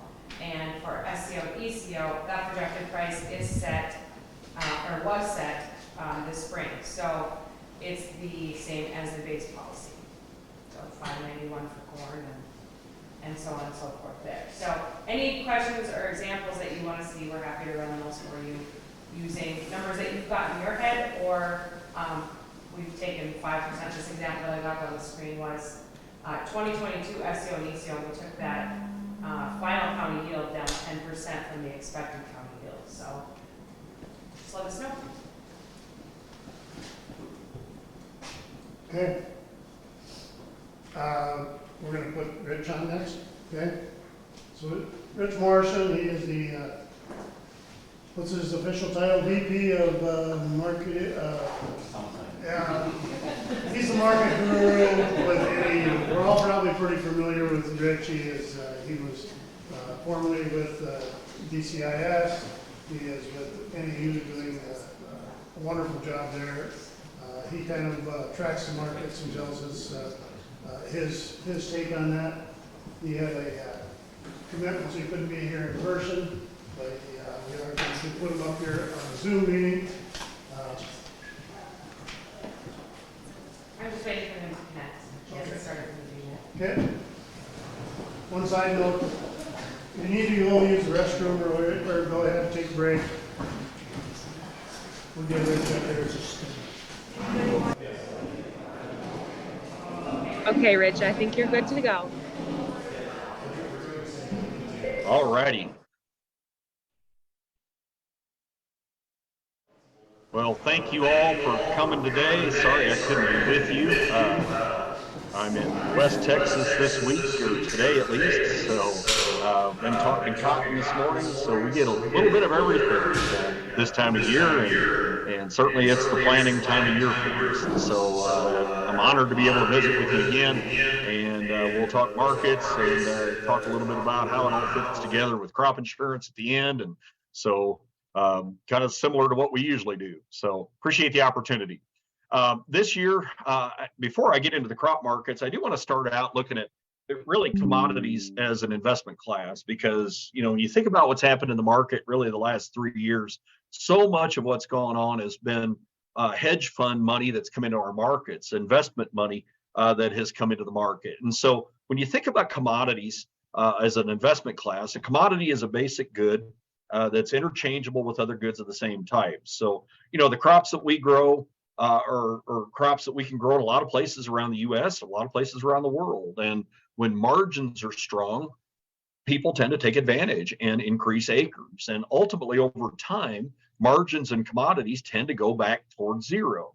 Doesn't mean we don't get opportunities to make money. It just means that when we do, we need to lock it in. I've had several people, or first of all, commodities don't care about your expenses. And I've had several people come up to me after meetings and ask me, you know, don't they know how much it costs to grow something like corn?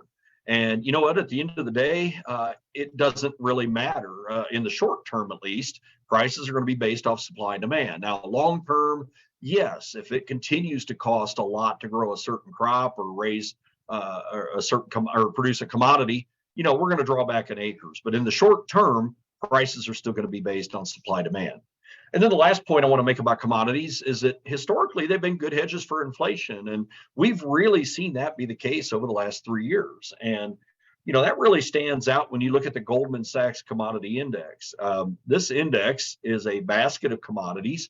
It's not just ag markets, it's also energies like oil, diesel, natural gas. Those are all included. Precious metals are in here. Soft commodities like cotton, lumber, cocoa, coffee, those are all included in this Goldman Sachs index. And, you know, it's been a wild ride over the last 15 years in commodity markets. And, you know, if you look back to 2007, 2008, we had a whale of a run in commodity markets and went to an all-time high on this index by the late part of 2008. But I don't know if anybody remembers what happened after that, but it was the housing bubble that burst that caused massive selling on every market. We saw liquidation in stocks, we saw liquidation in commodities, and within about a 4-month window, we had taken the commodity markets back down to some really, really low levels again, probably oversold, because, you know, as investors started to look at this thing and, you know, you started to figure out what was undervalued, it were commodities, it was food, fuel, and fiber. And so those markets started to rally again. We saw investment money come into those markets, and over the next couple of years pushed us back up to some really high levels. And some of what happened over the next couple of years are what kept commodity prices high. We saw, you know, the drought of 2012, which took corn, soybean prices to record highs. The year before that, we had taken wheat to a record high. And so that helped to keep this index at some pretty high levels. But by 2014, you started to see some selling again, and some of that was driven by ag. We had, you know, the effects of record high prices. And what happens when you have high prices is you kill demand, you increase production around the globe, and ultimately you overwhelm the market with supply. And that's what happened from 14 on out through 2019. You know, for that 5 or 6 year window, we just saw a lot of markets that were oversupplied. 2020 was the COVID low. But coming off of that COVID low, when we started talking about reopening the US, you know, the markets that were underpriced were fuel, food, and fiber. And think about it from this standpoint. If you were operating a hedge fund and you had a basket full of cash to invest somewhere, where did you want to put it? Did you want to buy cruise ship stock? Heck no. Do you want to buy department store stock? Probably not at that point. You were buying the sure thing, what we needed to use, and that was oil, gas, food, et cetera. And so we saw a lot of money come into the ag markets. Then you had what happened. The government started handing out checks to people, which triggered inflation. We had inflation run to 40-year highs. And so, well, what's a good hedge for inflation? Commodities. And so you saw more money come into the commodity sector. Then last spring, we had the outbreak of the Ukraine war, which brought another round of money in, buying wheat, buying corn, buying natural gas, buying crude oil. And that took this index to the highest level it had been since back in 2008. Now, the last several months, we've started talking more about slowdown, recession. We're seeing the interest rates go up to try to slow the economy down. And so with that happening, you've started to see some money pulled back out of the commodity markets. And so this kind of brings us into the early part of 2023. And, where will this investment money go this year? Will it stick around in commodities? Will it leave? There are other opportunities now for investors. You can make money on interest today that you couldn't make a year ago. So there are some things that investors can do that maybe they couldn't do in the past. Now, this next one's just a snapshot of what they've been doing in the grain markets. This is about a month ago, but this shows their net position in corn, wheat, and soybeans. And so you look at the last 7-8 years, the black line is where we're at today, or where we were at a month ago. These funds were long, right at 500,000 contracts. The previous 2 years, they were holding record long positions in the spring. And in fact, the pink line is last year. And when the war broke out, they added to their length. And by the beginning of May last year, they were long a record near 850,000 contracts in the grains. So you think about where prices were at last spring, there's a reason. It's because of this fund money. Now, what typically happens in a growing season in the U.S. is if we get the crop planted on time and if we get going well, these funds don't stick around anymore until the 4th of July to wait and see what pollination's going to look like. They start getting out of their position, and that's what they did last year. Sold off quite a bit of it going into the summer, and probably prematurely, because we ended up late in the season seeing a drought that took the top off the crops. And so that, as we started seeing estimates in August and September from USDA of a much lower yield on both corn, soybeans, then we started seeing some fund money come back into the market. By the beginning of November, they were long over 500,000 contracts, but we started to see some struggling with demand. And we'll talk about that here in a minute. So that caused some liquidation going into year end. Here at the start of the year, you saw a little bit of buying, but kind of a sideways market as we started the month of February. Now we all know what's happened in the last 5 or 6 days. But the question I've got right now is, where will the funds go with their cash this year? Is there reason that they would need to go back to the long positions of the last 2 years? I don't think so, based on where our demand is right now and how much demand we've chopped versus the previous couple of years. Is there a reason that they go short? I don't think so yet, because we haven't had proof that we're going to raise stocks back up. We've still got pretty tight stock numbers for corn, soybeans, wheat, et cetera. So I think right now we're in a bit of a transitional year. We're coming into this year not sure what's going to happen with acres, not sure what's going to happen with demand. But you would have to think that there's pretty good odds that if we have big crops this year, that these funds are going to liquidate a lot of this length. And a year ago, they started to do that in the summer when it looked like we were going to have big crops, until we didn't. So we'll see what happens here as the year goes on. But most of our focus is really on profitability and what kind of money can we return this year. And so this is a chart from Farm Doc. They put this out back in December, looking at corn and soybean profitability. These are for Central Illinois, so they may not be exact for North Dakota numbers, but I think they trend the same way. It's just, the difference is land values. But, we had several really good years from 2004 to 2012, 13. We had good prices most of those years. The exception on corn was 2009. That was following the stock market crash in late 08. And soybeans had some pretty good years as well throughout that window. But again, what happened following the record high prices in 2012? We cut demand. We increased world production, and we increased input costs. Most people took advantage, most of the suppliers took advantage and raised inputs. And by 2013, and especially by 14, we were looking at negative or very low margins for the next several years. Now, the last couple of years have been some good years, and give credit to the hedge funds that have put money into these markets and given us some really good pricing opportunities, both for corn and for soybeans. And a little bit of this might have been because of some government money sprinkled in as well. But most forecasts this year, whether it's Farm Doc, whether it's USDA, CoBank put out a report a month ago, just about everybody's expecting farm returns to drop here in 2023. And most are citing higher input prices along with lower commodity prices expected by the end of the year. So we'll see. I don't think we're there yet. I think our opportunities are still better than what these people are thinking, because if you look at the crop insurance prices right now, we just finished setting those a couple of days ago. The corn price at $5.91 is actually up a penny from last year. It'll be the second highest one we've ever had. I think that paints a lot different picture than this profitability chart that Farm Doc had on corn, showing us down $270 per acre. Now, yes, it does take into account, we do have higher input prices in some cases, but still, I think our market side, at least, looking pretty good. Soybeans down 70 cents from last year, still be the second highest we've ever been. And so again, I still think we've got some good opportunities to lock in profitable levels here for this year. The wheat market, wheat came up from where it had been a couple of months back. And so we only ended up down about 32 cents from a year ago. So not bad levels, all things considered. Good opportunities to at least lock some stuff in at the beginning of the year. I don't know what the end of the year is going to look like, but I do know what we've got at hand right now. So in addition to the investment money in the market, a number of other factors that are affecting the markets right now. South American weather, Ukraine exports, China opening up its economy after being locked up at the end of last year, the U.S. acreage intentions. What are we going to get planted? And then lastly, black swan events. We've had so many black swan events in the last 3 years.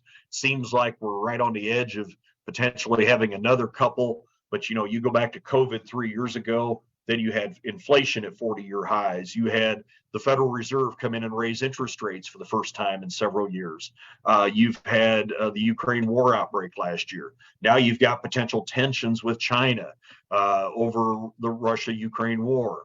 You've got tensions over Taiwan. You've got tensions over spy balloons. So a lot of things happening right now that are certainly cause for a little bit of uneasiness as we come into this year. So I want to start out looking at the soybean market. Soybeans have probably been the most volatile market, at least over the last several months. And if you look at the final U.S. numbers from last year, these are from the January crop report. These were USDA's final state and national yield numbers for last year. The bean yield was disappointing at 49.5 bushel per acre. It was down about 4.3%. And you can see in the blue states, or the ones that increased last year, red states went down. And North Dakota had the biggest jump, 37.3%, back up to 35 bushel state average. Of course, that's because yields were down sharply the year before. Minnesota also saw a jump here this year. But overall, the bean yield very disappointing. And when you look at the latest balance sheet from USDA, our crop didn't quite get to 4.3 billion bushels this year. So we're down about 200 million bushels from a year ago. And because of that, we needed to do some demand rationing just to keep stocks at a pretty bare bones minimum, 225 million bushels.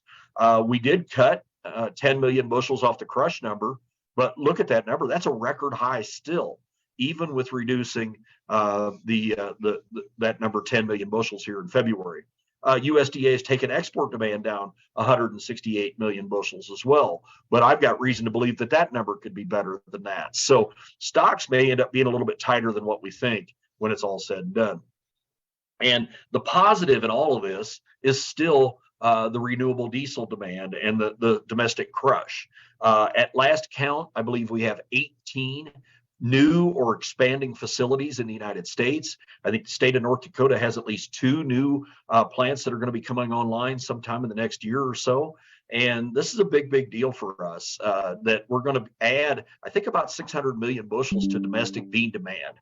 Because of the demand for soybean diesel. And that'll be fantastic to just not be as reliant upon China for the export demand. We still need them in our market. We just won't need them as badly. And so I think that's a big, big positive for us as we go forward. The other, I think, positive at the moment is that exports have not fallen as much as USDA is predicting. They think we're going to be down 168 million bushels this year. This is from this morning earlier. These are last week's numbers, and this was a marketing year low, but we're still only running 3% down from last year. And this is a time of the year where we do slow down. You know, we're getting well into the Brazilian harvest. They're exporting beans now. And so the world can buy a lot cheaper beans from them. They don't need to buy beans from us. And so this is the time when things slow down anyway. So, you know, I'm still optimistic. You go back to the balance sheet that this 1990 number could be higher than this, and which would take stocks down even further. So we'll see if USDA makes some adjustments. Their next report is next Wednesday. Now, most of the focus right now is on South America. And if you look at Brazil's crop this year, it's going to be a record. Question is, how big is that record going to be? But they planted a record 107 million acres this year, expecting a crop around 5.6 billion bushels, a billion bushels up from last year's drought year. And it's going to be a big one. And, you know, you put these numbers in perspective. Back, the United States grew 87.5 million acres this year. Our crop didn't make 4.3 billion bushels. 6 years ago, we were still out producing Brazil. It's definitely not the case anymore. Now, if you're bullish the soybean market right now, it would have to be Argentina. You know, you look at what's happening in Argentina, the 5th straight year they've had a lower crop from the record they had back in 2018. Initially this year, we were forecasting a crop over 50 million tons. The latest estimate, their government was at 33.5 million tons. Some people whittling that number maybe down closer to 30 million tons when it's all said and done. So let me go here and then I'll go back. So the net of the two countries is that Argentina's down, but with Brazil stacked on top of it, they're expecting a record production this year. So it would have been much bigger had Argentina had a good crop, but as it is, still looking at record production. A year ago, that was definitely not the case. And so you think what markets did last year, you know, we had some very high prices, and a lot of that had to do with the drought in South America. This year, I think you take that bullish factor off the table. Now, their crop's not done yet. And if you look at what's going on down there on the left, these are the root zone moisture levels. And you can see that most of Argentina, Uruguay, a little bit of Paraguay, the southern tip of Brazil, all remain extremely dry. Now, most of Brazil had a pretty good growing season. This is showing a little dry up here. That area has been harvested already, and some of that's up into the rainforest anyway. So it's right through here that's been the main part of the growing area in Brazil. And if you look at the weather forecast over the next 9 days, pretty spotty down into Argentina, those dry spots. Few areas maybe going to get a little rain. Any rain's going to help the crop there, and a little bit into southern Brazil as well. So now, one thing to keep in mind is that 70% of the Brazilian corn crop gets seeded following soybeans. It's double cropped. And so a lot of that corn's just gone in the ground the last 3 to 4 weeks. Some of it's yet to be planted. They need to get it planted timely because they fight frost as we do in North Dakota as well if we don't get the crop in the ground on time. So that's, you know, there's some urgency there. And that crop hasn't been harvested, of course. And so we got a long way to go in the corn, and maybe there's a potential weather story for corn. But for beans, most of it is probably getting close to being ready. So if you look at what's happened to the funds in the bean market, you know, the hedge funds from October till January bought well over 100,000 contracts of soybeans. And the two biggest reasons for that were that we saw some really good export sales, and we had the Argentine drought that took the top off, maybe took 20 million tons off the top of that crop. And so when that started to happen, these funds started pouring money into the bean market. But you get out here to the middle of January, and what happened on that particular Friday, and every Friday we get this report from the CFTC. And on that particular Friday, you think about this if you were a hedge fund trader. And if you get this report on a Friday that shows that you and everybody like you on this particular day are holding a record long position in the market, what would your inclination be to do on Monday morning? It's probably going to be to sell or to lighten or, you know, get to the other side of the boat. I don't want to be on the same side as everybody. And so you saw that week funds were sellers, and happened to coincide with a little bit of rain in Argentina as well. Now, you know, you're looking at where we're at today. You know, these funds are holding a very similar position to what they did the last 2 years. Question is, what do they do with it? Do they wait and sell after we get the crop in the ground in the U.S.? Do they make sure we get acres planted like we did the last 2 years when they did finally sell off? Do they start early? And you can make an argument that the last several days we've seen quite a bit of fund selling in the bean market. So I still think there's some uncertainty on acres. I still think there's some need to maybe add some bean acres this year.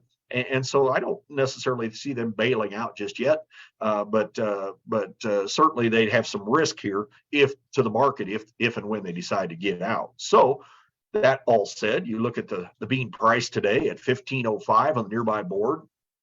We're still in the upper 30% of where prices have been over the last 15 years. So still reasons for optimism, still reasons to think we can make money here. We're a far cry above the 21 low at 1171, or even the COVID low back at 808. Mercy, that hasn't been that long ago. And so I'm still optimistic. At least locking in bean price today does make some sense. And if you look at the March contract in soybeans, one of the lines I've been talking about for several weeks now has been this gold line, the 50-day moving average. And I called that the line in the sand, that if we broke that, it might be the end of this thing. And well, it did happen this week.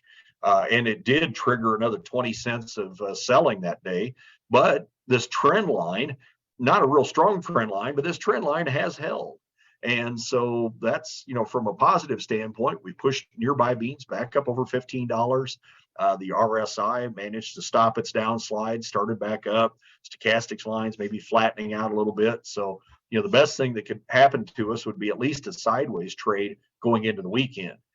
Next week, we do have a USDA report on Wednesday. Don't expect any big surprises there. We'll also get a South American production report from their governments. And so we'll be kind of curious to see what they're thinking as well. If I had any old crop beans, which I would have sold mine months ago, I would probably look at liquidating. If you want to stay in the market, go buy an out of the money option or something. I just don't know what else there is to really push beans sharply higher in the near term now that the South American harvest is well underway. One thing I want to point out on this chart before I move on, look back at the summer low last year. We had taken this market down to $12.99 back when we thought we were about to have a big crop. And that kind of tells us what could happen this year if we get quite a few acres planted, if we get the crop off to a good start, if we're forecasting a trend line yield, where could markets go? And with funds still long, certainly we could take beans back down to those levels again. So corn, if you look back at last month's report, again, corn was disappointing like beans. The average U.S. yield fell to 173.3. We were talking about a 180 crop back in July, so we certainly took the top off of that. And you can see which areas were good and which ones weren't. The North Dakota state yield was up 25% at 131 bushel per acre. Minnesota, Wisconsin, Illinois all had record corn yields. But the area that was really hit, besides the northern parts of the Delta, was the central and southern plains. And you can see Nebraska, Kansas, Oklahoma, Texas, this area all took the brunt of the drought this past year. And that really shows up in the basis map. And I tell folks, if you walk out the door and you hear a giant sucking sound, it's that this area of the central and southern plains pulling corn from the rest of the country. And you've got 80 or higher basis levels down in this part of the world. You've even got positive basis clear up into Minnesota and South Dakota right now, which is extraordinary for this time of the year.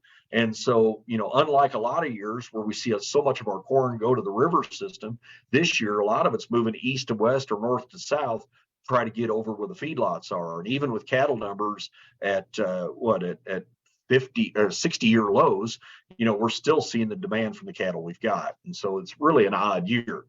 But if you look at the balance sheet, the production ended up disappointing at 13.7 billion bushels, and ending stocks are going to be tight for the third straight year. So we've had to shave some demand off, and prices have done the work to do that. We've cut 440 million bushels out of feed demand, taken 78 million out of ethanol. We've taken another 500 million bushels out of export demand. That's 800 million in the last 2 years, just to keep stocks at kind of a minimum number. And so are we going to stop the demand rationing? Well, ethanol demand right now is not running on pace to reach USDA's numbers. So USDA may lower that number further. The export number, the government says we're going to be down 20%. But if you look at export sales right now, we're 39% below last year. That's through this morning's report. So I think USDA still may be too aggressive on its export numbers, still may lower it, which would raise ending stocks here in the U.S. Now, one of the big reasons for that has been China. If you look at Chinese demand this year, nothing like it's been the last 2 years. You know, the last 2 years we were touting that, hey, China's in the market buying U.S. corn. This year, they bought 300 million bushels less than they had the previous year. And there are, I think, 3 different reasons for that. I think number one is the COVID lockdowns over there and the fact that their port facilities were not operating at full speed. They had to pick and choose. They focused a lot more on soybeans, a lot less on corn. I think number 2 has been the price of U.S. corn. You know, we're not competitive in their market. Brazil, a lot cheaper this year. But, you know, you look at U.S. corn because of the demand on the feed side in the U.S., plus the situation on the Mississippi River with low water, record high barge freight rates. It's just not been conducive to earning export business. And then number 3 has been Ukraine. And you may recall back in August, Turkey stepped in and got a deal done where Russia is allowing Ukraine to ship unbothered, which again seems like a weird way to fight a war, but that's what's going on over there. So Russia, at least for the moment, is not bothering those export elevators. And that was a 120-day agreement that got re-upped here back in November, and it's scheduled to be thumbs up or thumb down here sometime in the middle of March. And so we'll see if it happens. But if you look at the chart on the right-hand side at who's been buying grains out of Ukraine, you'll understand why the trade now thinks that that's likely to get extended, because China has been the number 1 buyer. Well, just so happens China's gotten a lot more involved in this war over the last couple of weeks.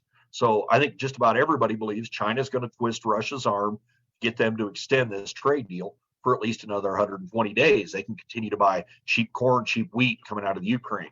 The pie chart on the left-hand side shows what's been shipped out of the Ukraine, and 48% of what they've loaded has been corn, 29% been wheat, the rest of it's been some oil seeds, small feed grains, etc.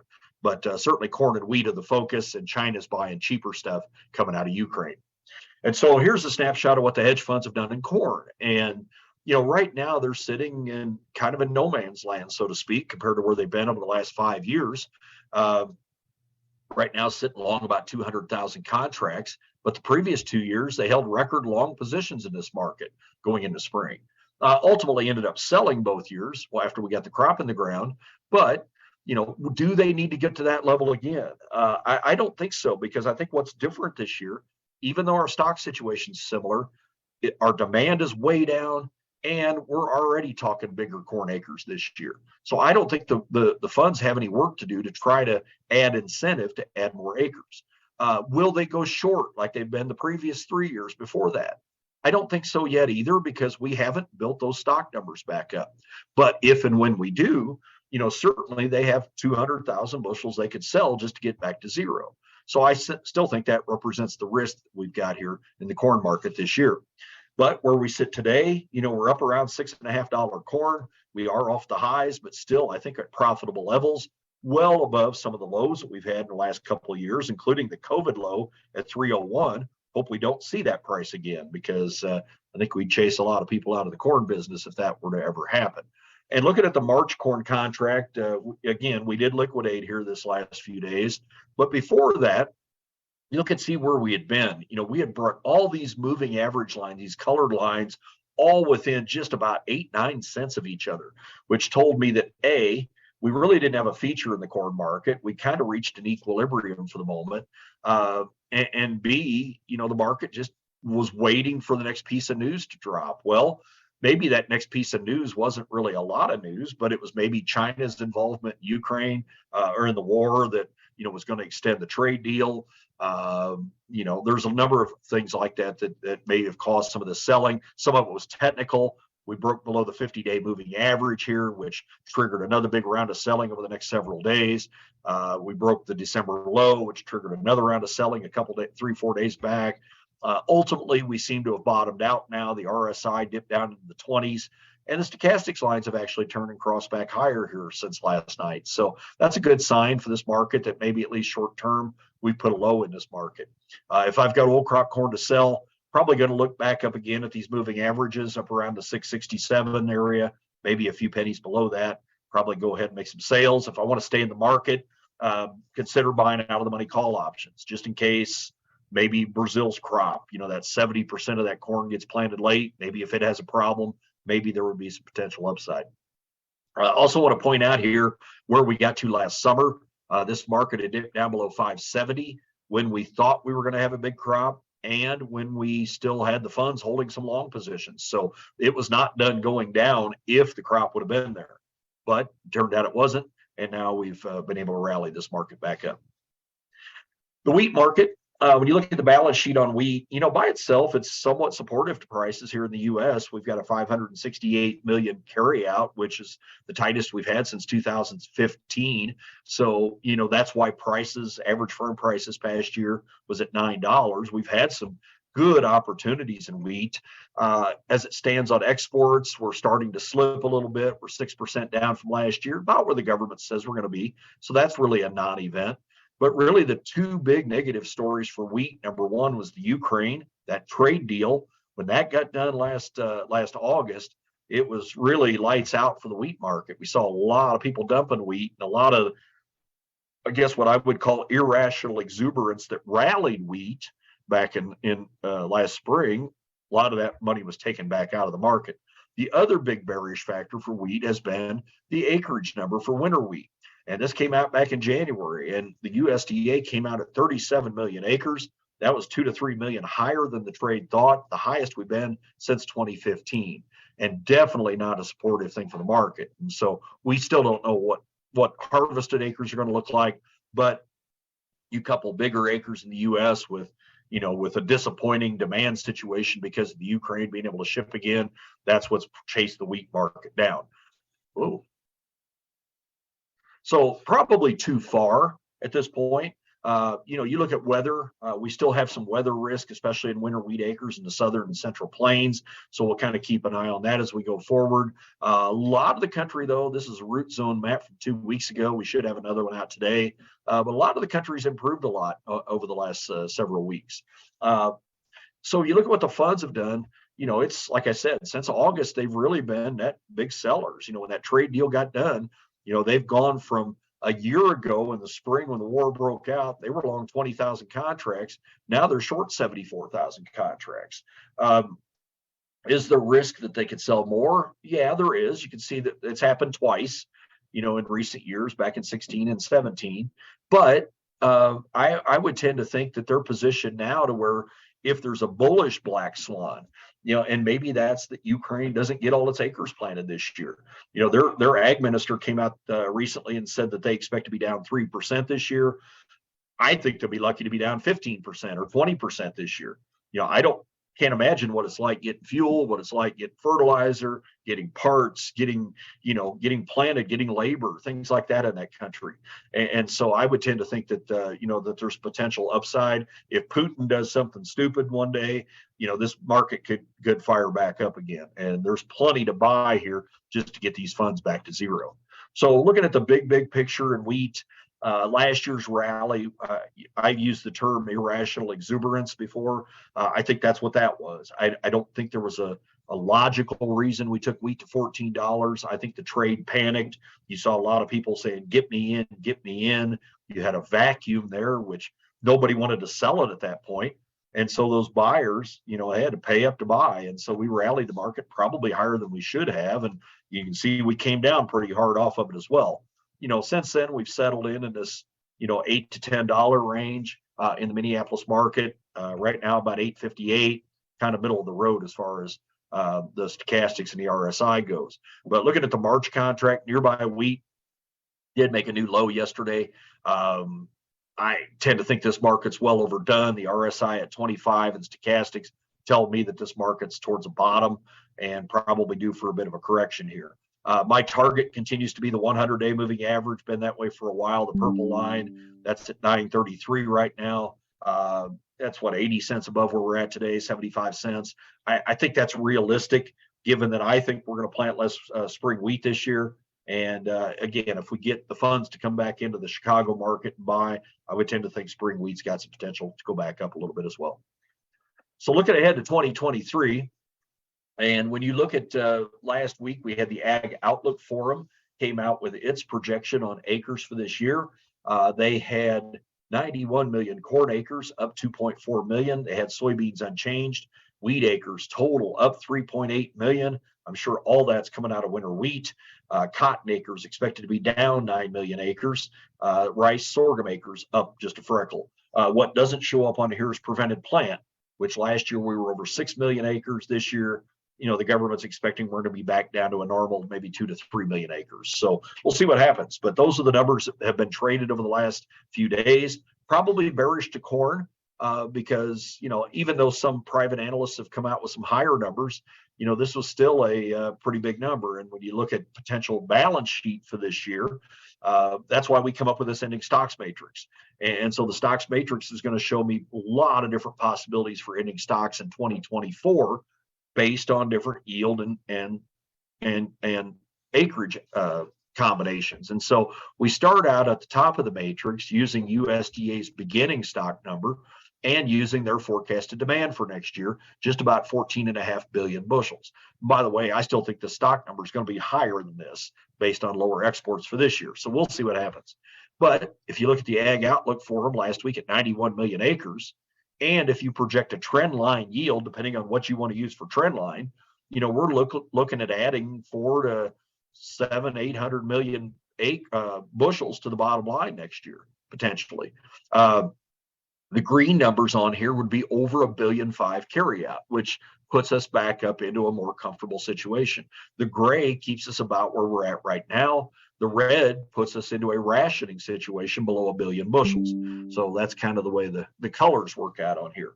But, you go back to this winter earlier, we had some estimates at 92, 93, 94 million acres. And you plug that in with a trend line, now you're talking over 2 billion bushel carryout. And so I think that the market is still trying to sort out what do they think is going to get planted. But, if we plant 91 plus million, I would tend to think that leans towards the bearish side of the market. And that may be why we've seen some selling in corn here over the last several sessions. Now in soybeans, it's not quite as clear cut because if you start out with 225 million bushels, the government says we'll use 4.46 billion next year. And at 87.5 million acres unchanged, we would raise stocks a little, but still not above 300 million bushels. So I don't think that's necessarily that bearish. And I think that when the report came out last week, it probably gave the signal that we needed to maybe have beans buy a few acres away from corn, or at least be more competitive for acres this year. And so you look at what the ratio has done between soybean and corn price over the last few weeks, months, that ratio continues to widen in favor of soybeans. And so, the market trying to do its work. Now, I don't think parts of the central part of the corn belt are going to change a whole lot. I tend to think those soybean corn rotations are going to stay pretty similar.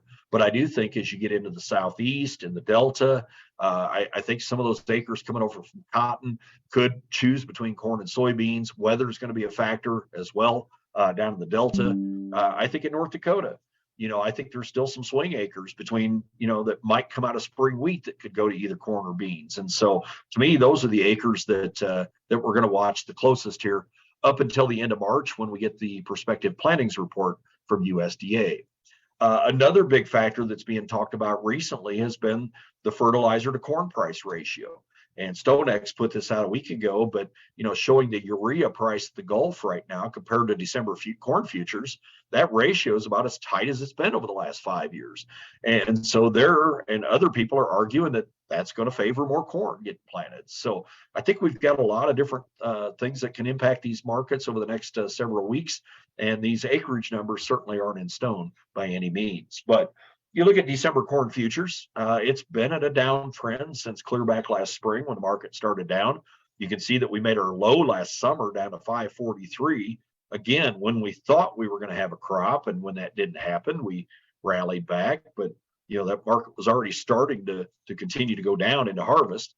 But it's been a downtrending market, but for several weeks, even months, we've had opportunities above $6. I've been wanting to be an aggressive hedger this year. I've been saying all winter 35 to 40% on corn around the $6 level. I think we can make money at those levels. And there's two big reasons I want to get corn sold, and that is more acres getting planted this year and lower export demand. And that's not a good combination historically. When you lower export demand and then you come in and plant more of it, we just don't get that demand back quickly unless we lower price. And so I want to get quite a bit of corn hedged up around that $6 level. Now, we've kind of seen that price in the rear view mirror today, but the positive here is the RSI has turned. It's still at 29, but it's oversold. Stochastics lines look like they're getting ready to turn higher. So we have at least short term, maybe putting in a little bottom here. I think you get up into the 585, 590 area up here, the blue and the gold moving average. I think that's a good place to start catching up. And so I want to have quite a bit of corn hedge this year, leery of more acres and lower demand. Now, soybeans, for a couple of months, I've been suggesting up close to $14 be a seller, but not a lot. I've been thinking 15 to 20%. I still think beans are more favorable price-wise than corn as we go forward. And you can also see on this chart how many times we struggle to get through $14.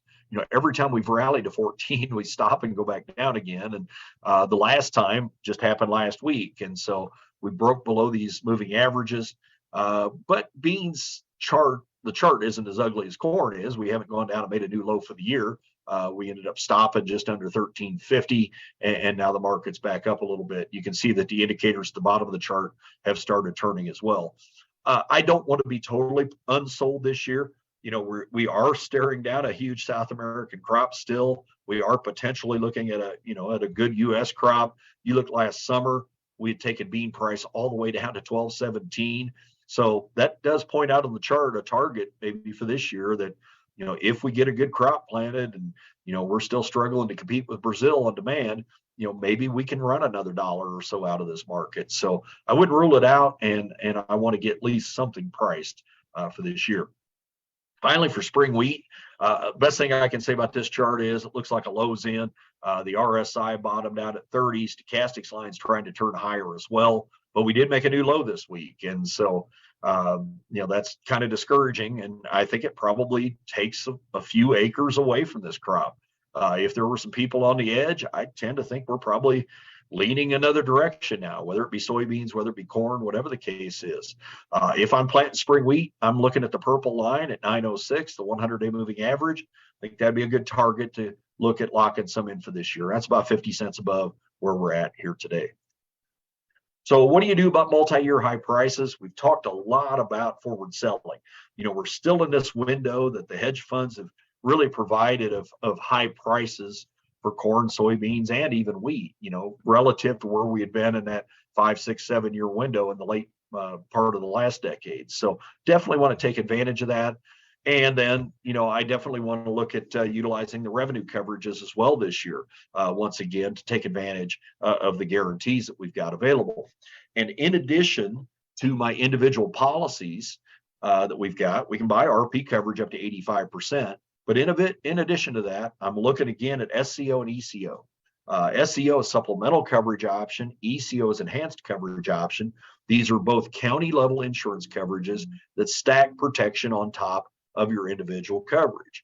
And the way they work, pretty obvious right here on this chart. Your lower level of protection is your multi-peril, your revenue protection.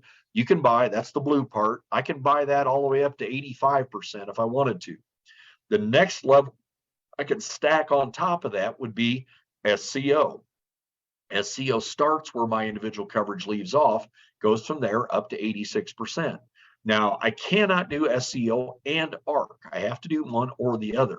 We'll talk about that with the farm program here in just a minute. The next band of coverage on top of that would be ECO, which can go from 86 to 90 or 86 to 95%.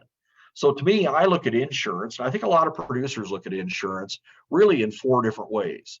I think some producers look at crop insurance as a way to get a guaranteed number of bushels. And maybe I'm buying insurance that's going to guarantee me that at the end of the year, I've got no less than 120 bushels of corn or 35 bushels of soybeans or some number. I think the second way is to look at it as a revenue floor. Maybe I'm looking at an opportunity to buy a $600 floor on revenue or $700 or whatever that number is. I'm looking at a guaranteed number of dollars. I think the third way to look at insurance is from a profit perspective. And again, you go back to that 14 through 19 window, we couldn't do that. This year, I still think we can look at locking in profits utilizing some of these policies. The fourth way I look at crop insurance, especially these green ones, the ECO, is like a put option, like a marketing tool. And so, here we are coming into a year with a $5.91 corn price. If I buy ECO, at least at the start of the year, I'm going to make the assumption that we're going to have an average crop in the county. But if that happens, then it would only take a 5% drop in price to start to trigger a payment. So a price down in the low 560s, essentially with an average yield, would start to trigger an ECO payment. And we were almost there this week. So to me, those are the four different ways I might look at utilizing crop insurance and some of these different add-on products. So we put together this producer profitability matrix. We've had this for about 3 weeks now. Your Ihry agents can go pull it up. Pretty simple tool to be able to use. Really, we got 3 different numbers we're looking at on here. The first one on the right up here at the top is in the red. Those are your expense numbers. And I'm showing this example on corn. I'm showing whole farm expenses on corn at $750 an acre. I guarantee all of you in the room, your numbers are different than that number. And that's why it would benefit you to plug your numbers in. Some may be higher, some may be lower. I kept insurance premiums separate because I'm going to look at adding some different coverages here, and I want to be able to show net of the number what those what your profitability looks like. The second part of this matrix here in the green is your forward selling. If I'm going to do any forward selling, what's the average price of the contracts? Then those bushels won't have to be sold at the market come harvest. Then the third part of this is your crop insurance. And so this is an example for Trail County. I plug in my individual APH, my expected county yield, the base price for the crop insurance, the individual coverage, the SCO and ECO coverage. And then the matrix down below is going to show me over 200 different examples of yield and price. And we've got yields across the top, and I kept separate the individual and the county yields because we know that those are never the same. On the left-hand side, we've got our harvest price. And then in the matrix, we've got the green and the red. The green shows where we're making money. The red shows where we're not making money. And so pretty obvious there that if we have good yields and good prices, we can still make a lot of money on corn this year. And it's obvious that if we lose bushels and or price, we could be in a loss situation. And so right now, this is the time of year where I want to sit down and build my plan. If I haven't done it already, what do I want to try to achieve this year? Is it bushel protection? Is it revenue? Is it profit? What's my goal for the year? And so the first thing I'm going to add to this is a revenue protection policy at 75%. And to me, 75 coverage is kind of a line in the sand. It puts a line under your operation for the year. It was not quite enough money guaranteed to cover my $750 per acre, but it got close. Worst case scenario on here is I would lose $11. And that's after the insurance premium of $18 is deducted. And that's for enterprise unit policies. If you're optional units, it's going to cost you more. What if I were to bump that to 80%? My premium went up $11, but now no matter what happens, I'm guaranteed to make money this year. Worst case scenario now at $29 an acre. And so maybe this makes sense to me to at least be insuring at 80% to guarantee that no matter what happens, I'm going to make money. Let's say we want to look at those county insurance products, the SCO and the ECO that I talked about a minute ago. Well, the most important decision you have to make relative to the farm program this year when you sign up at FSA isn't whether or not I sign up for PLC or ARC. To me, it is whether to buy SCO. Because if I buy SCO, I mentioned earlier, I then cannot sign up for the ARC program. I would have to sign up for PLC. So let's rewind and talk just a minute about the farm program. The PLC program is over here in blue, and PLC works like a price support. And at the end of the year, if the price, the market, your average price ends up below these numbers in the blue box, you get paid the difference times your payment yield at FSA times 85% of your base acres. Keep in mind that PLC and ARC pay on 85% of base acres. Crop insurance covers 100% of planted acres. Well, newsflash, PLC won't pay for anything this year. These second column numbers, these are the current market year averages. These are all way above the PLC trigger prices.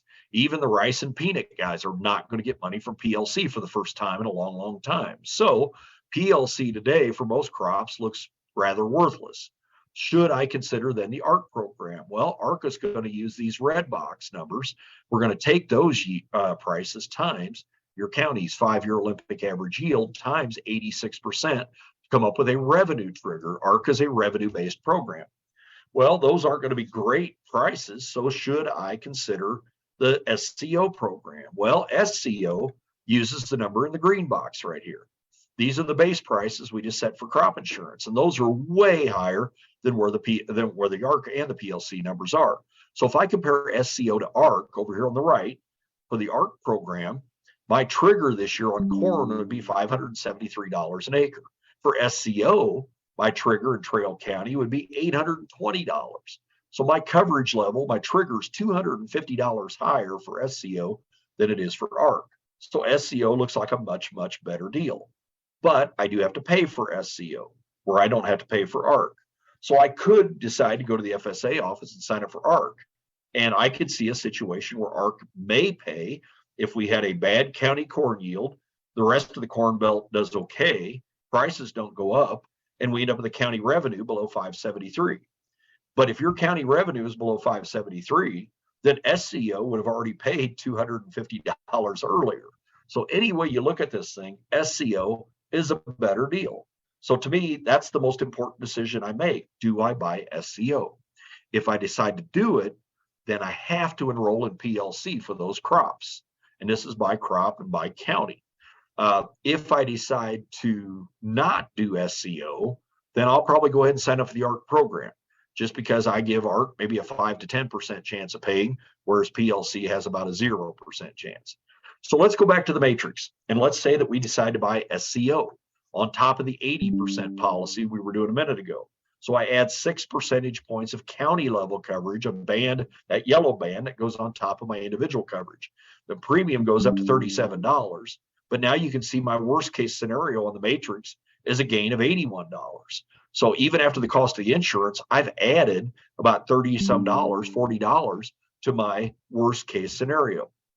So essentially when I buy insurance, I'm taking money out in these dark green boxes up here. I ended up not having a claim. I didn't need it, so it cost me $37. But I'm utilizing that to make these boxes down here, those numbers get bigger. That's the whole way revenue insurance is working. Let's bump this up another level. Let's add some ECO now from 86 to 90, that small green band. Now I've got a 10% county band stacked on top of my individual 80% policy. My premium went up to $48, but now my worst case scenario here is a gain of $111, assuming again that my yields in the county, they have to trend together. They don't have to be the same, but as long as they move in the same direction percentage-wise, I'm looking at a gain of over $100 an acre. I think that would be a whale of a way to start a year this year. If I could build a policy, build a situation for my farm that guaranteed me at least that much money. Let's look at one more, and this may be a little bit pricey, but let's go to 95% ECO. So now I got a 15% county band, cost me $64 an acre, but I pick up an extra 30 some dollars in worst case scenario coverage. And so, to me, this is why it's important to sit down now, figure out what level do I want to cover? How much do I want to protect? Is it about revenue? Is it about profit? What's my goal for the year? I got one more thing I want to look at. And in this example here, I'm going to back my coverage back to 90%. And if I'm really afraid of price going down, then I need to just be selling some corn. And so I'm going to sell 60 bushel an acre at an average farm price at $5.50. And now you can see, I shaved a little money off my insurance there in that last move, but by selling, actually as the number, as we go down the matrix, my numbers get bigger because I've got part of my crop sold. I'm probably starting to trigger an ECO payment or an SCO payment or whatever the case is. So now if I'm really afraid of going to 5 or 475 corn this year, then I need to be forward selling some as well, in addition to my revenue policy. Now, what happens if price goes up? I don't make as much money because I forward sold 60 bushel an acre those prices were already locked in. I'm not making as much when the market goes higher. So this is why it's important, again, to sit down and build a full revenue plan for your farm this year. To me, I think we've got chances to lock in profit. I want to take advantage of the price up in the 590s for corn, for 1377 on bean or 76 on beans. Even the wheat, I think we've still got opportunities here. We may get better marketing opportunities, but I still think here in the upper eights, historically speaking, that we've got some opportunity to lock in some profit. So that's what we're about this winter, and we want to take advantage of it.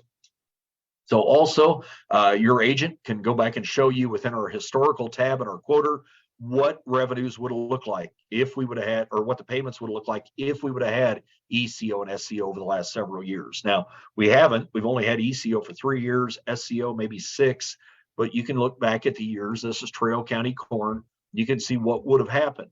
Both would have paid back in 2021. ECO would have paid a little bit of money in 20 and in 19. 13, 14. Those were years we started with high prices in the spring, went down in the fall. If you think that could happen again, then these might pay. 2008 was a year like that as well. So you can go back and look at different crops, look at counties, see what happened. Before I move on, I do want to talk a minute about livestock risk protection as well. And I don't know how many cattle guys are in the room, but if you got a friend that's a cattle producer, you may want to bring this up to them. But LRP insurance is a subsidized crop insurance policy that basically works like a put option on cattle. And the reason we're bringing it up, and I've been bringing it up for the last several weeks now, is where the cattle market's at. We're looking at the cattle price today, the highest level in 8-9 years right now. And it's driven by, of course, lack of numbers. We've got cattle on feed lowest since 1962. And consequently, we're seeing, the prices continue to rise. But you look at the technical indicators, the RSI in the 70s, stochastics in the 90s on the monthly chart is just unheard of. And so it would look like we're ripe for a correction in this market. And if you look at the June contract, it still continues to trade above $160. May have dipped a little the last day or so, but still at some pretty high prices. But the reason we're bringing this up is the seasonal trend in the cattle market. And you look from today, the black line is where we're trading this year. The other colored lines, those are the 5, the 10, the 15, the 20, and the 30-day seasonal trend in cattle. And every one of them is down from here down to about the 1st of June. And so it's the time of year where the cattle markets go lower. And so everything is lining up with the RSI and stochastics high, with prices where they're at historically and the timing. It's lining up for a drop in this market. So I would encourage you, again, if you've got cattle, or if you got a friend that does, send them to Ihry's to talk about LRP insurance, because it works like a put option, as I said, but it's subsidized by the government, so it makes it a little more palatable to buy. And worst case scenario, if you buy it, market doesn't go down, you're going to still see some good levels. If it does go down, you're going to be glad that you covered it. So right now, we've already finished setting the insurance prices. That got done 2 days ago, so we know what those are. Those are some good levels again this year. And the volatility factors are way down. Corn's down 5%, beans down 6% from last year. That means your premiums are going to be cheaper. You're going to save a little money this year. So good sign, maybe a good opportunity to get more dollars of coverage. March the 8th, next Wednesday, is our next USDA report. The 9th is when I host the Aftermath this month. We'll talk all about the report, some other things as well. So join me. That's at 9 o'clock in the morning. If you don't do it live, we record those. Go to our YouTube channel, type in NAU Country, and you can listen to those anytime. March 15 is our deadline for insurance, as well as the FSA office. And then March 31 is our prospective plannings report. And that'll be a huge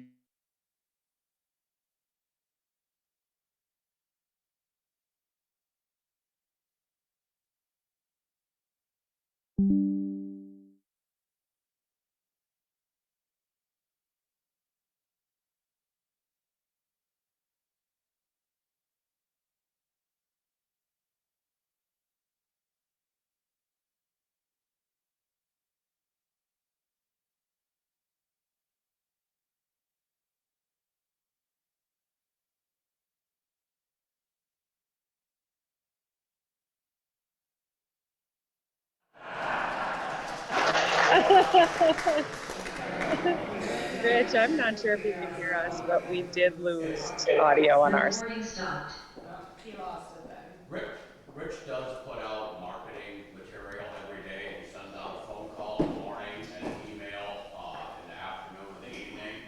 If you would like to get that, just get us your phone number or your email address, and we'll make sure you get your sign up.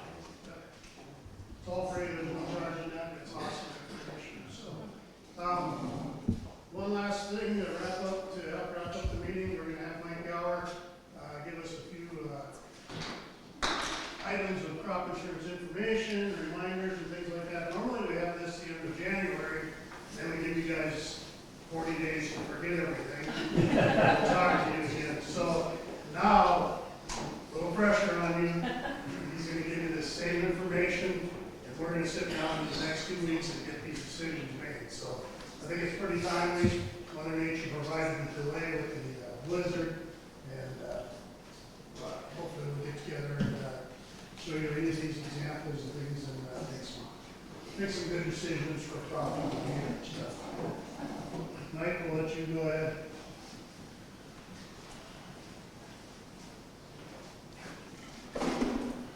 Okay, well, thanks a lot for coming out today. I know you had to do a lot of digging out from the storm yesterday, so I appreciate you being here. First thing is just a little bit of a disclaimer. I'm just going to give you some reminders to help your insurance year go smoother for you. And I'm just going to maybe talk a little bit about some things you should be thinking about for this coming year. So, you know, any choices that you do make, everyone's operation is different. You need to sit down with your agent, and believe me, you have some of the best agents in the business in the building here today. They'll sure give you the best recommendations for your own operation. We all know crop insurance is full of deadline dates, things like that. We do have the sales closing date coming up here on March 15th. That's the date that you have to decide all of your options for next year. Your coverage level, SCO, ECO, things like that. Early and final plant dates, we do have some revenue management guides over there on the table. Be sure you take one with you that has all of the early and final plant dates for the wide variety of crops that we do grow here in North Dakota.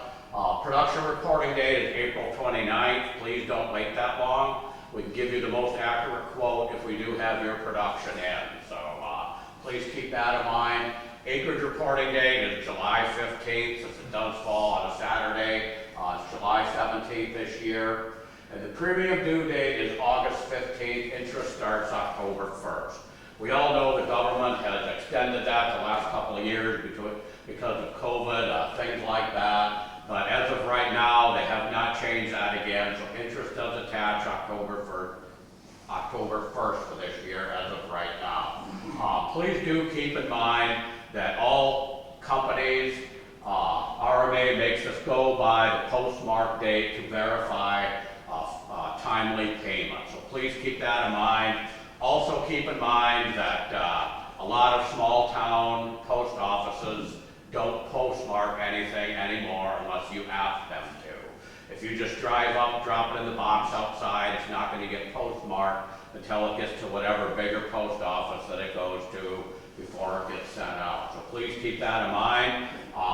If your policy is with NAU, we do have a couple of phone numbers you can call, make payment over the phone. And if you sign up for our policy portal, you can make your payment right online. And I know other companies are set up that way as well. So please do keep that in mind, just to avoid any of that hassle of getting interest attached to your bill when you already have paid. Also, if you haven't paid your multi-peril bill by March 15th, you can't have a policy for next year. You go on what we call the ITF list. So please make sure that you get it paid, and please keep the postmark thing in mind too. Every year, someone has a disaster with that, and once you go on that ITS list, it's quite a process to get you reinstated. So please keep that in mind. We'll help you out any way that we can to avoid situations like that. There's not a lot of changes for 2023. The biggest change is that there's now going to be revenue coverage for both oats and rye. Oats is gonna start this spring, 2023. Rye will be a fall crop next year that will have a revenue product instead of just APH like it has been. They're gonna base the price off of Chicago soft red winter wheat futures, and it's gonna track exactly like it does for the other crops. So that's something new. Everybody is set up in their system that it will automatically convert to YP. And if you do want that RP, you have to have that on your application by March 15th. So please keep that in mind if you are an oats grower. And if you do plan on planting rye next fall, know that that's going to be a revenue product crop as well. Yield exclusion. What is yield exclusion? Remember, it came into being about 5 years ago or so. If a final yield for a crop is 50% or less than the 10-year average in that county qualifies for yield exclusion, which means that you can opt out of using that yield in your database for that year. Also, any county that qualifies, every contiguous county qualifies as well. So, you know, we all know 2021 was a really bad year up here, and you might wonder why you had to use it for 2022. It takes a year to get those county yields in, just like for FTO and ETO, so there's all of that lag year in there. So, also please keep in mind that just because you qualify doesn't mean you automatically want to get rid of that yield either. You might have got some rain in your part of the county, you had a good year, you can still leave that in. All AFPs are set up where you can make those choices as to what yields you want to leave in and leave out. And basically the cost is the difference between the bushels that you gain on your APH and what you pay for, just like trend adjustment or anything else. So this is what it looks like for oats to the west of here. The primary counties are in yellow, the contiguous are in green. Dry peas, once again, you have to be west of here to qualify.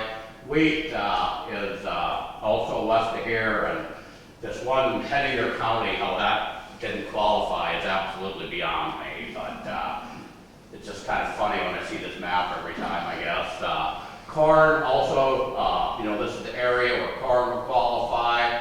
Soybeans, dry beans, if you're directly west of here, dry beans will qualify for yield exclusion. Canola, barley.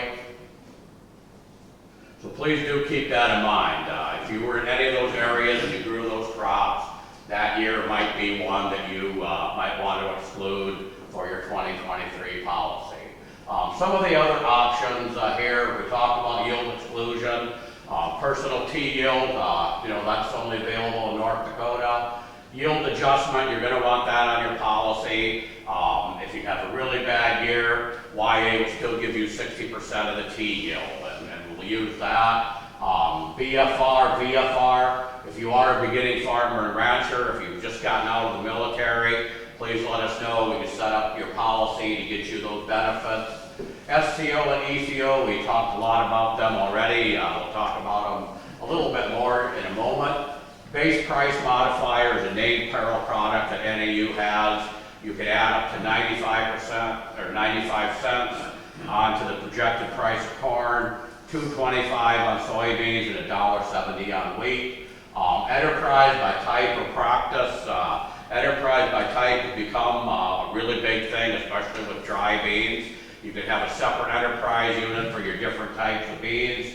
Also with wheat, you could have your durum in one enterprise unit, your spring wheat in another, and the same way with sunflowers. You can separate your oil and your confectionery types. Whole farm, we really don't write much of anymore. Malt barley endorsement, if you do have a contract, malt barley endorsement has to be on your policy by March 15th. We also need a copy of your contract by acreage reporting day. Trend adjustment, I think everybody knows how that works. It's a great way to boost your APH. Yield cup, that will keep your APH from dropping more than 10% in a year. The floor option is for wheat and barley in North Dakota. and the quality loss option works a lot like YE. For on those years when you turned in a loss for quality, we can go back to what the production account actually was before that quality was taken off. So, you know, there's probably a pretty big difference in that. Some of those years where there was a lot of quality issues with wheat especially. We've talked a lot about SCO, ECO already. They're both great products for this part of the world. But you know, at the very least, I think, you know, I've been doing this for like the last 6 weeks now, and in the room you just get a feeling and talking to growers that everybody kind of knows we might be living on borrowed time with these higher prices. Mike showed you those projected price charts, Rich did too, Kyle talked about it as well. You know, we're going to have some of those dips coming, aren't we? And I think we really need to look at ECO and FCO as revenue products maybe this year, more so than, you know, the yield portion of it. So the other thing too, if you're at a lower level policy, think about at least buying up to the next policy level. At the bare minimum, please consider that. And we'll talk about that here in a moment with some of the different crops that we raise. These are the final prices. You know, we hung in there pretty good. Maybe better than I thought we would. Some of the crops, you know, we're going to see lower premium because there is a little bit of a price dip. But the biggest thing is the volatility factor was much lower this year than it was last year. So, you know, soybeans and corn are still good prices, like the second best ever. So basically, you're going to get near the same guarantee for a cheaper price. So that's a good deal for you guys. I just kind of ran some comparisons to make you think about maybe take that little bit of savings and investing in either to buy up a level or to consider FCO and ECO. So this is what a quote in Trail County looked like. I just did a generic quote because everybody in the room policy is different with different options, different APH levels, things like that. I used the 175 APH. What you see in blue is for 2023 and the brown is 2022. And I know those numbers are hard to see and everything, but basically last year that 75 RP would have cost you $20.24. This year it's $18.88. So, you know, it is $1.50, $2 cheaper, something like that. To buy up that next level will be $31. On the screen there, you can see that 75%, your guarantee would be right at $776. So you'd be buying about $50 additional coverage for that $13 to buy up to 80%. Also, SCO and ECO are both a couple of dollars cheaper. And, you know, if you're thinking about doing something, please consider spending that little bit of savings, either buying up or buying SCO and ECO because they are a couple of dollars cheaper as well. And I can tell you on, you know, those graphs where we did have those price drops, both of the products, SCO and ECO, would have paid out, ECO would have paid out the max in 13 and 14 when we had those big price drops, and you would have dipped into that FCO pretty well too. So, you know, please keep in mind that we still do have some pretty good revenue out there with these prices. Do everything you can to preserve that. Soybeans, pretty much the same.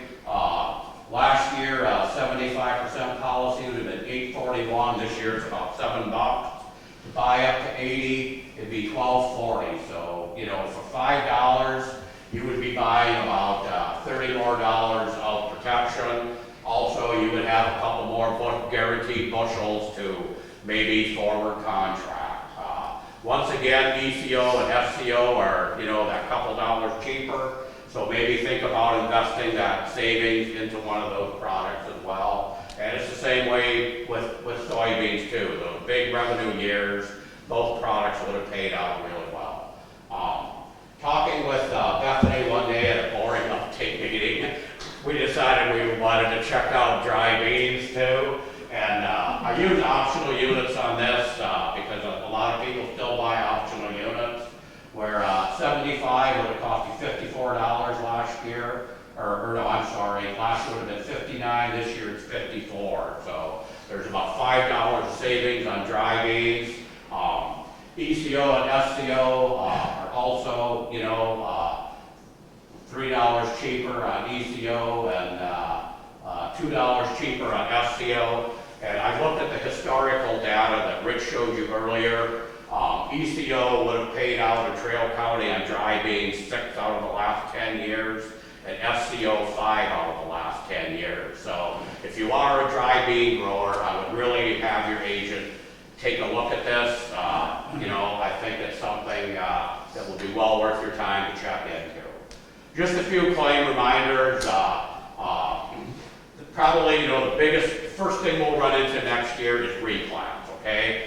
If you have to replant any crop, we have to know about it. So please call your agent, he'll let us know, and every company out there is good about getting you out there to replant as quickly as possible. But we do have to know about it. Every year we have people come in at acreage reporting time, and when they get asked for a plant date on a particular field, they'll say, well, you know, I planted those beans the 5th of June, but I replanted them 10 days later. Well, I'm sorry, in a case like that, we can't really help you out. We have to know if you're going to replant. Believe me, we'll all get you out there just as quick as we possibly can. Winter wheat, if you did plant any winter wheat, please, we have to know. We have to go out and make that field inspection in the spring to make sure that you know, it meets that stand count where it is insurable. Those are probably the first two things that we'll run in claim-wise. Also, remember that when we get closer to harvest next year, if there's any old grain in the bins, well, you need to measure that before you put a new crop on top of that. So, just a quick reminder on the third-party damage. It does have to be out of your control. It has to be, you know, if a neighbor sprays a chemical, it drifts onto yours, kills 30 or 40 acres, that's beyond your control. If you do it yourself, I'm sorry, we can't help you out with that. So basically the way it works, you have a 100-acre soybean field, spray drift from a neighbor, wrecks 40 acres of that. You still have to pay premium on that 40 acres. But we basically you don't have to report the production. You only have to report the production on the good part of that crop. So, you know, that poor yield doesn't hang around in your database and haunt you until it finally falls off 20 years later, basically is what this does for you. So please keep that in mind. If you do run into anything out there where anything out of your control causes damage, turn in a loss, gather the information, and we'll do the best we can to help you out. I mentioned livestock feeding records. Please don't make us go to that when we have to do an audit. If you're going to feed any livestock, let us know. We'll come out and measure the bends, do the appraisals for wet corn, ear leach, anything like that. So please let us know. We'll help you out on that. I mentioned the winter wheat already. Notice of loss, RMA wants to turn in a notice of loss within 72 hours. That's after the end of the insurance period. But remember, the end of that insurance period isn't always that date. You know, it's December 10th for row crops. End of the insurance period is harvest or total destruction of the crop or doing an appraisal. So, you know, within 3 days of the end of harvest, you really should be turning in a loss in. And they do check on that too, you know, they can look on your assemblage sheets, see the dates, that sort of thing. Please help us out on that and turn in a loss when you think you have one. Even if you don't have one, it doesn't get held against you in any way. We just need to have withdrawal of claim signed and we're done. So if you're out there and you know, you get into your first field of beans, you don't like what you see, the yield monitor isn't showing you what you expected, please turn a loss in. It's really hard on any of these where a loss gets turned in late there's a process we can go through, but it takes more time to get your claim settled. And if we're really late, like basically have 45 days after those final prices come out. So those prices always come out that first week of November. You have 40 days after that, so around December 15th, you have to have a loss turned in on a revenue loss. If it goes past that, it gets really hard to get these paid, and there's a process we have to go through, just like every other company out there. And at the end of that process, RMA may just say, no, I'm sorry, we can't do it. So please help us out with that, and after that, we'll take care of you the best we can. Prevent plat, there were some rule changes in 2021 where there wasn't any prevent plant, so some of those rule changes didn't hit us until last year, and I just want to talk about those real quick. First thing is you no longer have to wait until November 1st to do something with your cover crop. You can cut it for silage, bale it for hay, anything like that. You don't get penalized if you do it before November 1st now.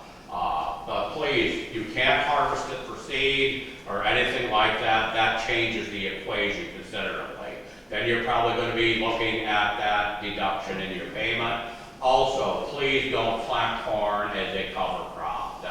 You cannot do that. You're going to have to pay back some money on your claim if you do that. Also, to keep those acres eligible, you have to harvest, plant, and insure for one of the last 4 years. If it falls out of that eligibility, then you have to harvest, plant, and insure for 2 years to get it back into eligibility. So please think about that. Also now, remember you had to have, if you were claiming a crop that wasn't planted in the field, you had to have that map that showed that you had both crops planted in the field one of the last 4 years. They changed that where now you just have to show the intent to do that. But it does have to meet the 2020 rule by field. And we'll show an example of that in just a moment. And also, if you're a new producer of a crop in a county, remember you have to have that intended acres report. That's good for 2 years now instead of just that first year like in the past. But here's an example of what I was talking about, where you need to show the intent. If you're claiming a crop that isn't planted in the field, we have 2 separate fields here. One is 15 acres, one is 16, so we haven't met that 2020 rule. And a big question that came up with this new rule was, if I call these 2 fields prevent plant corn, will I be kicked out of the corn prevent plant payment? No, the PP did not qualify for 2020 corn by that field, but it will be moved to that crop that was planted in the field, which was wheat. So you're still going to, if you have the eligible acres, you still will get paid as wheat, where there was some concern earlier that if you claimed another crop, you wouldn't get paid. But, after a little bit of checking and everything, this is how that played out. The wheat would qualify for that 31 acres, and it would either with an EU or an OU if it's in that same unit. So like I said, it would go back to what was planted in the field. In this situation, there is 20 acres in that field. Can the 20 acres qualify for corn?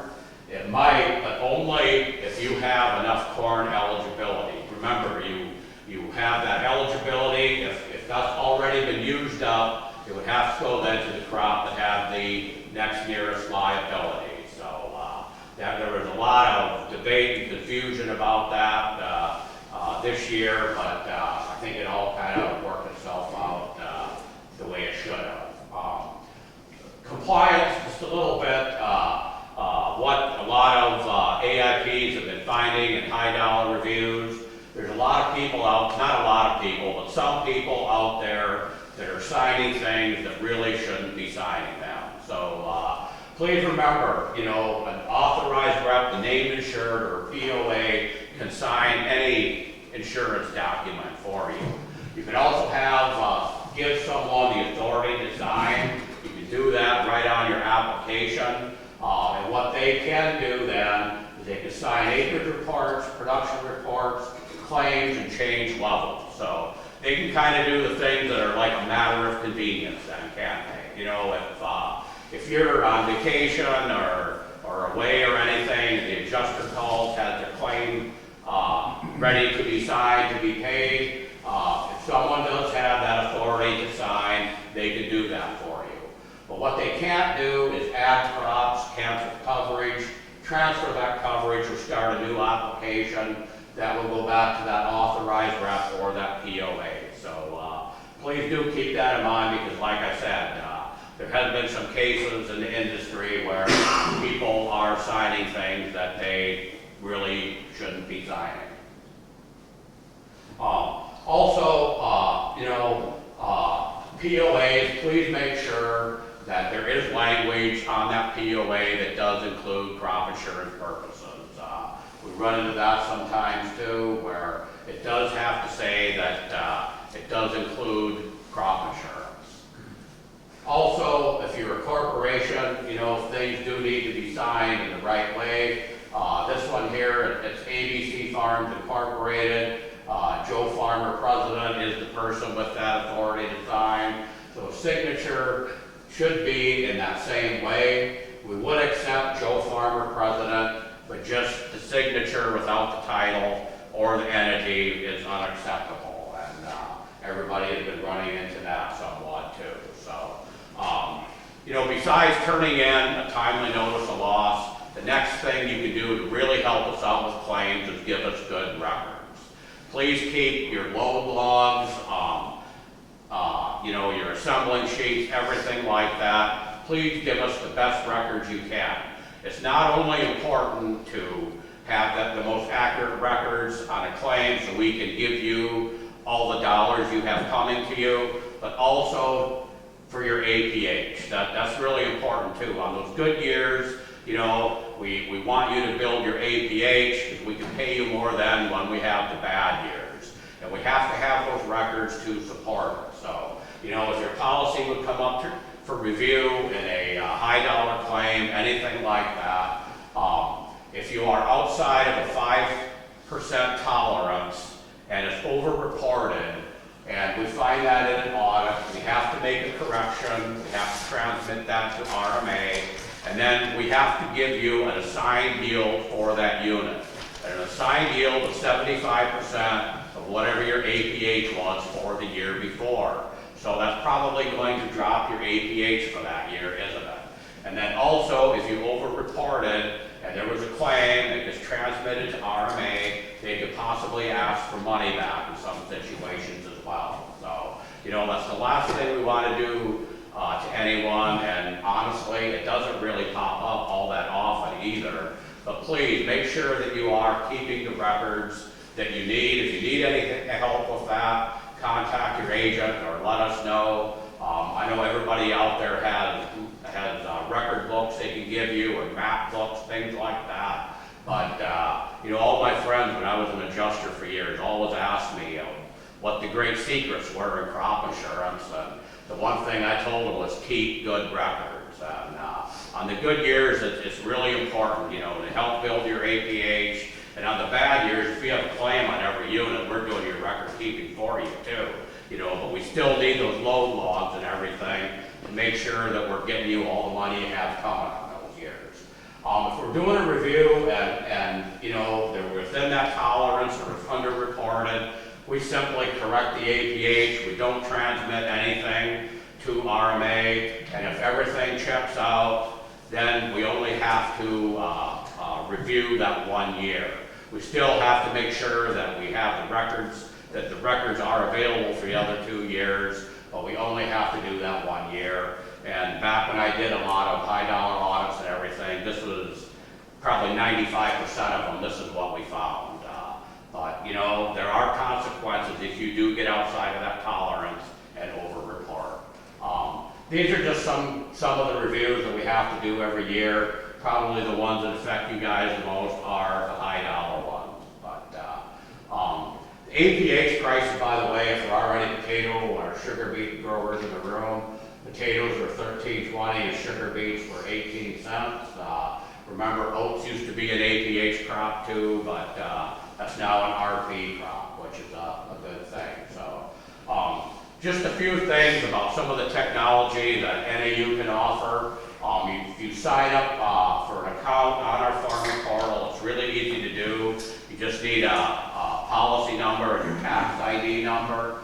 That will allow you in to see all of your policy information. You can track your claim status.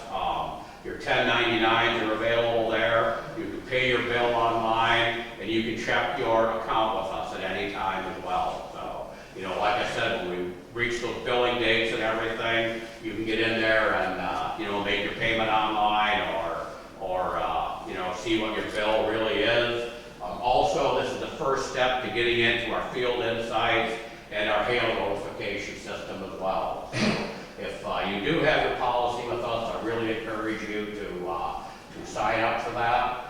This is what the field insights is. If your field is mapped with us, it will give you weather information directly to that field. You know, I live in Aberdeen, South Dakota. I have some field map around Aberdeen just to keep track of the weather. Once we get into April, I like to go in there and just click on that field and see what the soil temperature is, that sort of thing. It's pretty useful stuff, really. The other thing, too, is you can have the Easy View weather. It will give you a hail notification if it hailed within a mile of one of your field shapes, and we found that to be really accurate, and a lot of growers that have signed up for it really like it. Also, once you sign up in that agent portal, you can go to the App Store, you can download our app and have all this information right on your phone. So if you have your policy with us, I encourage you to do that. And that's all I have. Mike, Reed, or Bethany, have you got anything else you want to talk about? Does anybody have any questions? Okay, thank Okay, you. well, thanks a lot, everybody. Couple of introduction questions. But Mike is with NAU, he's working on this great job for us. Over here with Great American, we have Jess Lutsky, Greg Mikowski, Tori Gilbertson on the claim side. Zimmerman. What's that? Zimmerman. Zimmerman, I'm sorry. And we have Rob Trozen over here with Ihry Insurance, he's on claims with Ihry Insurance. There were a few others in the room earlier. They'll have to introduce themselves. I'm really poor remembering names. Sorry. Go ahead. Taylor Lee with NAU. Nathan Christensen, NAU. Justin Lutterberg, NAU. I'll go upstairs. Thank you guys, thank you for coming. All right, that, we should have been serving lunch, it looks like, because. Still always harder to not. Took up your whole morning, but we sincerely appreciate your patience and everything. Good luck with the growing season, get together with your agent here in the next few weeks, and let's move on forward.